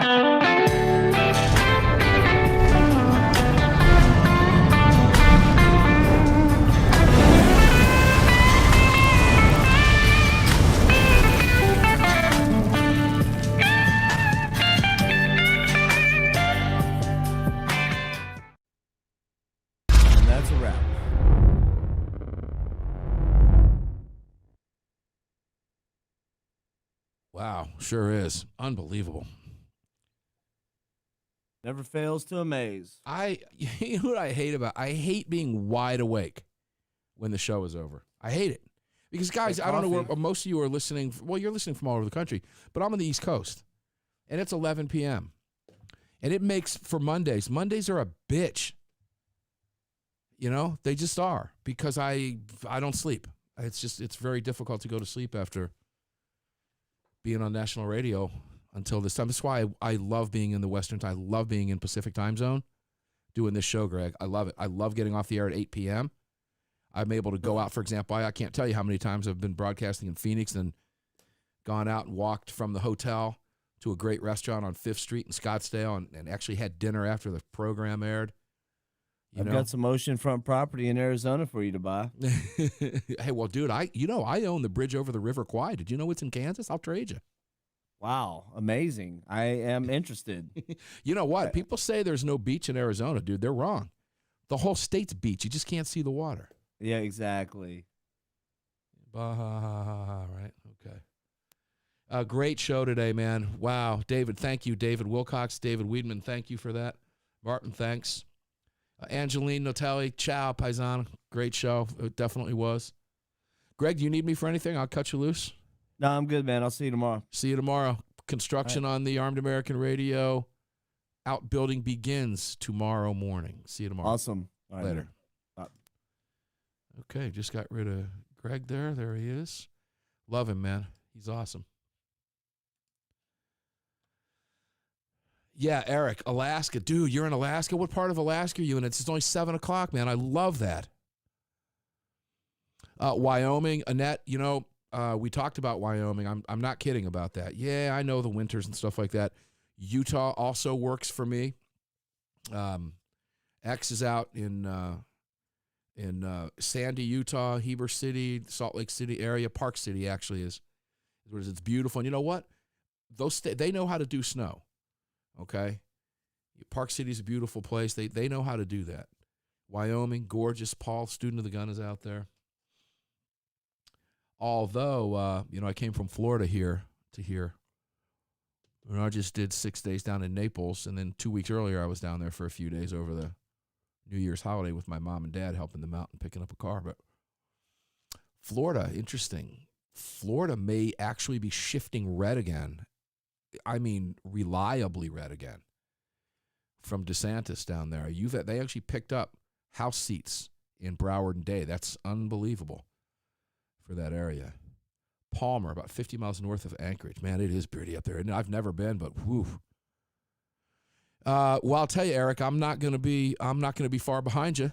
Give me just a couple minutes, and I'll be doing the same thing. It's a great way to relax after the show, right? I can promise you that. Yeah, Robin raises his mind. You guys beat me to the punch. Paul, 3 fingers? Yeah, sometimes 6, right? Depends on the size of the glass. I'll tell you what I did pick up today, guys. I did pick up a Lead Slinger rye. Ooh, I love that rye. Honestly, if you've never had Lead Slinger's rye, it's some of the best rye whiskey I've ever had. I also picked up a bottle of Angel's Envy. Angel's Envy, it was reasonably priced at $44. I was shocked. I remember when it was $70. Angel's Envy rye around me, even in the cheap store, the cheapest one you can get is $144. I have no idea why it's that expensive. I don't know. I also picked up one of my favorite whiskeys. I picked up a Jack Daniel's. If you've never had this, I'm going to recommend you try it, all of you. Jack Daniel's Maplewood finish, old number 27 in the gold box. Runs about $99, at least where I'm at. Total Wine has it for $89, so it's probably the same price everywhere else. But guess what? They didn't have any. So kind of like leaving your gun in your car when it should be on your person, it ain't doing you no good if you don't have it. I couldn't care less with their prices if they don't have it, right? So I picked up a bottle for $99. I always keep one ahead. And it's not the you're not going to drink that stuff. It's not your go-to every day or, your regular stuff. But if you've never tried it, it is absolutely phenomenal. And at $99 a bottle, again, it's not something you're going to sit and suck down the whole thing. I mean, you might, some people do. I wouldn't with that stuff, but I picked that up. That was exceptionally good. It's exceptionally good. And I am looking for a bottle of Rhetoric 23 just to keep on the shelf. It runs about $450, but I tried a little bit of it in Naples, and it was off the chain good. Off the chain. Brad, Uncle Nearest is the best Tennessee whiskey there is. I have some of that left. The 1858, I believe it is. Uncle Nearest is outstanding. The history with Jack Daniels behind that is such a great story. Uncle Nearest is the individual, the former slave that taught Jack Daniels at 12 years old how to do what he does that made him Jack Daniels. Honest to God, true story. And they have permission from the Jack Daniels distillery to make what they make and tell that story. Phenomenal. Great stuff. Uncle Nearest, no doubt. Extremely good. Eric, I do remember Project Appleseed, yes. Yep. Eric, that's right. I do remember, yes. Man, 8 years. It's been that long? Holy shit. Well, yeah, you're right. I do remember that. If the New York Times is trying to smear you, you're my kind of people. Yeah, that is a fact. And if they are, good for you. Any lefty that tries to nail you, Good. That means you're doing something right. And you know, Brad, go back to that Uncle Nearest for just a second. That was tough to get for a while. It was. It was tough for me to find, but you said it was a dime a dozen. I can get it now here just about anywhere. McKenna 100. Henry McKenna 100. You know what? I'm going to be honest with you. I got a buddy in Virginia out in Powhatan. Swears by Henry McKenna. That's all he drinks. And I've never tried it. And that's just sacrilegious. If you like bourbon, you should try every one of them. And Henry McKenna's priced really well. But I have never tried the Henry McKenna. So the McKenna that you're talking about is the bottled in bond, I'm going to guess, at 100 proof, more than likely. 10 years old, single barrel. Has anybody else besides me had the single barrel small batch Jack Daniels? That's 134 proof. I've got a bottle of it. That stuff will put hair on you, man. I'm telling you. Bought that stuff a couple years ago, and I'm only halfway down. It's just you sip that neat. That first one will make you shake. Good with a Maduro cigar, though. You can't drink a whole lot of that. Brad has tried it. Yeah, it's hardcore. Dubes, HR 127. Yeah, we talked about it briefly last week. We're going to go into it a little bit this week. That's Sheila Jackson Lee's bill. She's a wacko lunatic. We did cover HR 127. I believe it was on Friday. We went through it. It was either Thursday or Friday. But yeah, we're going to go into it. Probably talk a little bit about it, put it in a little bit different perspective along with some other bills. And it's possible if I don't do it this week, I'm going to wait until we see some of the other bills come out and kind of lump them all together. But yeah, HR 27 will get attention. I honestly, even as radical as the House is, I don't think 127 stands a chance getting out. I mean, it may get to the committee. I don't know. But it is, they're going to have to pass some hurdles. I know they don't like Heller, but that bill just flies right in the face of a number of different court decisions, not just Heller. Old Granddad. First bottle of whiskey I ever drank and got sick on in high school was a bottle of Old Granddad in Simsbury at a place called Town Forest, where the kids used to hang out. Drinking age was 18 back then, and I think I was 16 or 17. I was 17. We were passing around a bottle of Old Granddad. I got sick as a dog. And I don't think I've had Old Granddad ever since. Lots of bourbon, but no Old Granddad.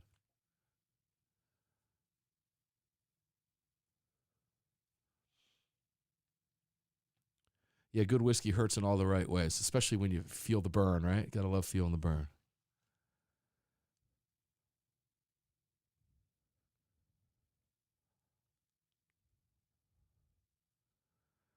You know what I think I'm going to do? I'm going to run and get me one. Hold tight, guys. Can't let y'all have all the fun.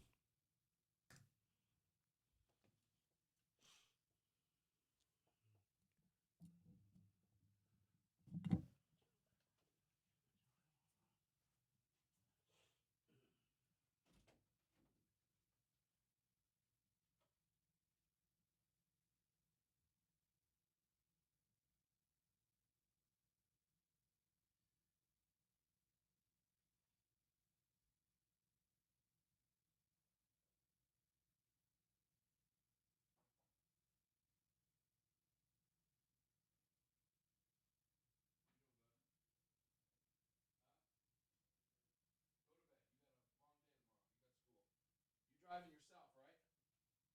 All right. See you in the morning.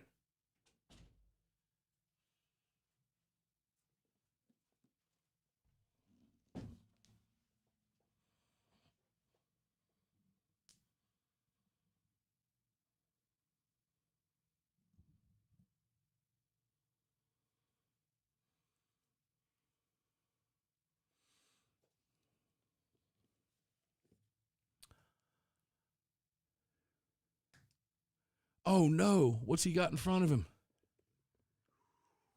That's that Jack Daniels.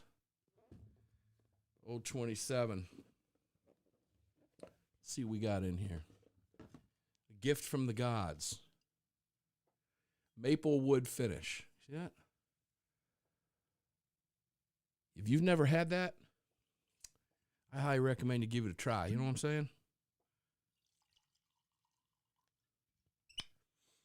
So we'll do that when we're putting the podcast up with you. You know why? Because we can.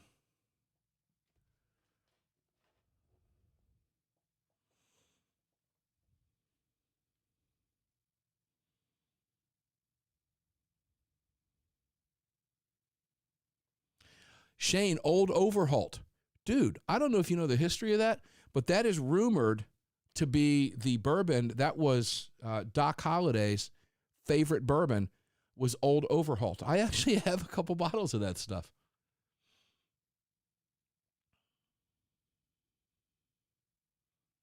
Cave to peer pressure. Yeah, Eric, it didn't take much, my friend.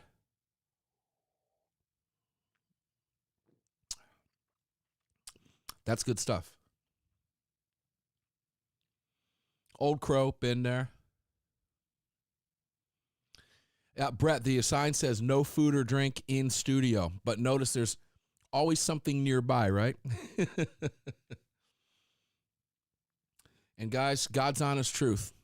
Been doing this show for it'll be 12-year anniversary on April 26th. April 27th is the start of our 13th year. And I have not missed a live show, a Sunday prayer. You've gotten fresh content every single Sunday for now getting close to the start of 13 years. That's a remarkable run. And I have never had a beer or a glass of liquor on a Sunday in all that time until after the show, which is generally around midnight.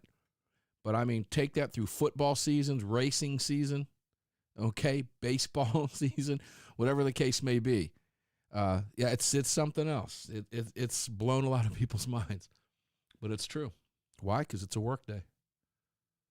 Now, I will tell you that I have actually heard guests on the show talking on the radio. I could hear the ice clinking in their glasses, and there are other radio programs that do that. That will never happen on this program, ever. I don't care what the guests do, as long as they're watching their mouth and don't blow it. Otherwise, they'll never come back on the show again.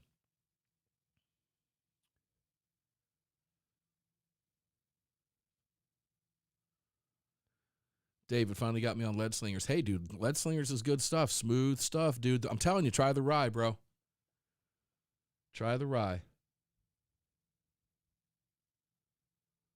Eric, if I ever get up to Alaska where you're at 50 miles north of Anchorage, my God, it's gorgeous. I would love to go.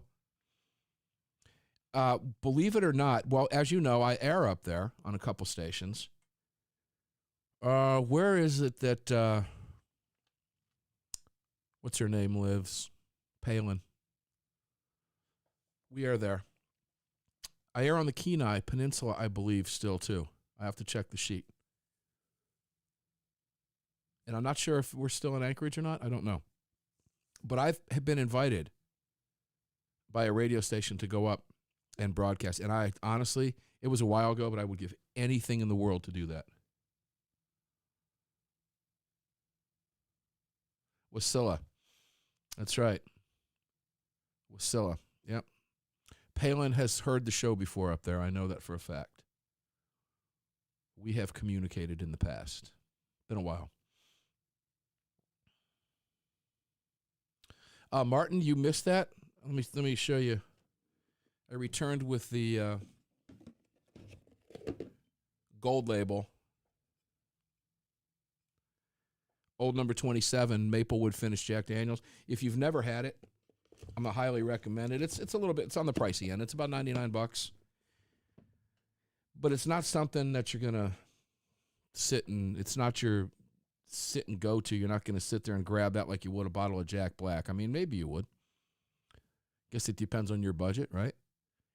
But it's extremely smooth, and you can really see. I like Jack Daniels. I like it. I like the charcoal melon. I like the way it tastes as a Tennessee bourbon or as a Tennessee whiskey. I don't know if you guys have ever caught this. It was an episode of 2.5 Men where Charlie Sheen was, and I'll tell you a funny story about Charlie Sheen too. where Charlie Sheen was sitting at the bar at his little favorite haunt there. Some hot girl walks up, imagine that, and orders a bourbon and ginger. And he says, please tell me that bourbon and ginger is not, or she orders a Jack and ginger. And he says, please tell me that Jack and ginger is not for you. And she said, what if I said it was? And he said, well, I wouldn't hold it against you. But she first said, why? And he said, because you look like someone with discerning taste. And mixing a quality bourbon with a soda, Tennessee whiskey, Jack Daniels, is not a quality bourbon. It's a Tennessee whiskey. Professionals catch that stuff, right? So I caught that, and I just saw that episode not long ago. Every time I see it, it's like, how does that escape, the writers? But Jack Daniels, of course, is not a bourbon. It's a Tennessee whiskey. But I like Jack Daniels Black. I think it's good. It's cheap. It's go-to stuff. And Keith Richards used to drink it out of the bottle on stage, which I thought was totally cool back when I was a kid. But and he's like, a living freaking skeleton, so it can't be all bad, right? But the difference between the Jack Black and the Maplewood, like Gentleman Jack, great Tennessee whiskey, love it. I hold that right up. That's close to Uncle Nearest, the Gentleman Jack. Not quite, but I think it's almost there.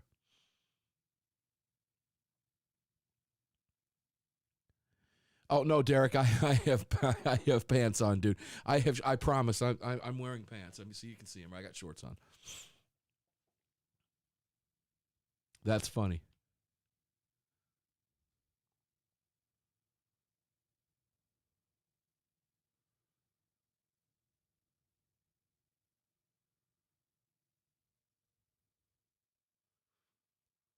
Funny stuff, guys.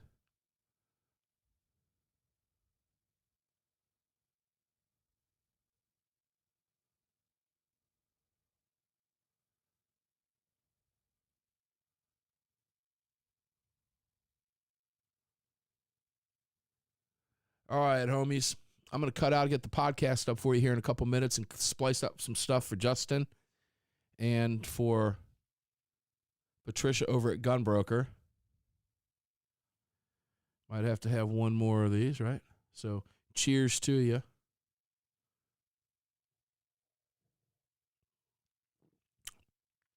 Don't need any ice with that. If you're drinking your bourbon with ice, there's nothing wrong with that. I do from time to time.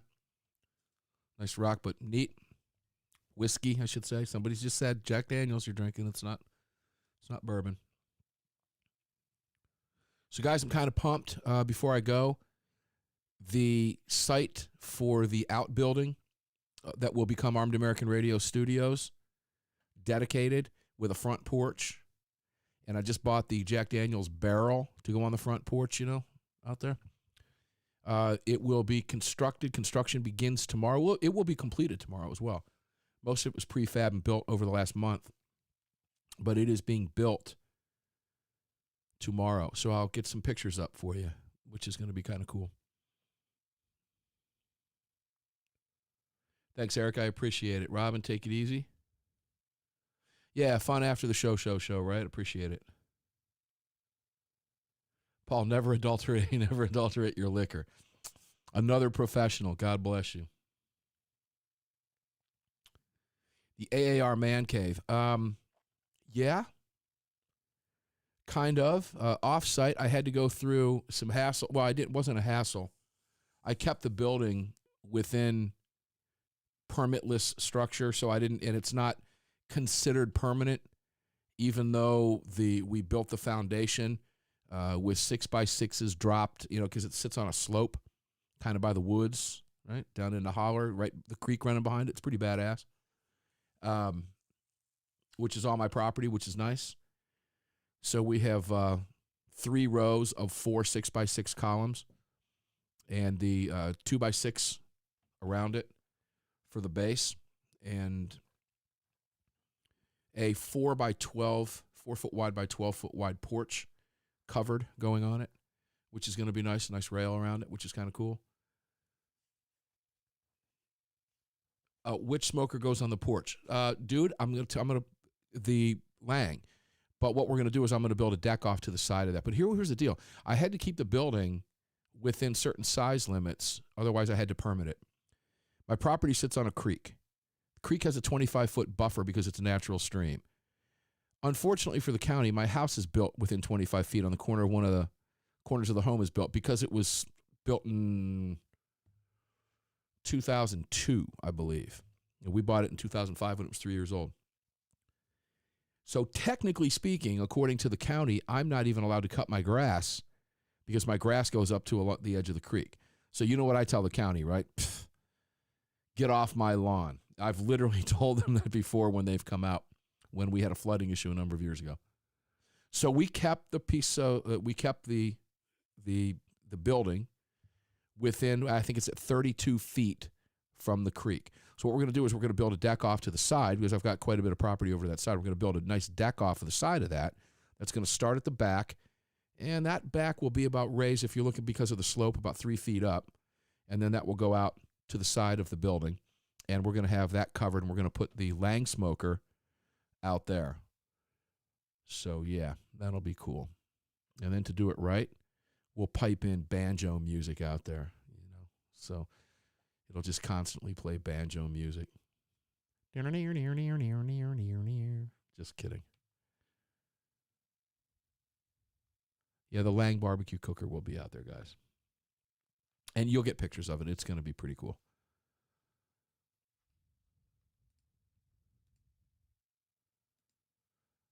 All right, boys and girls, we're gonna get the podcast out there for you. Everything is loaded up. Hope you enjoyed the show. I certainly did.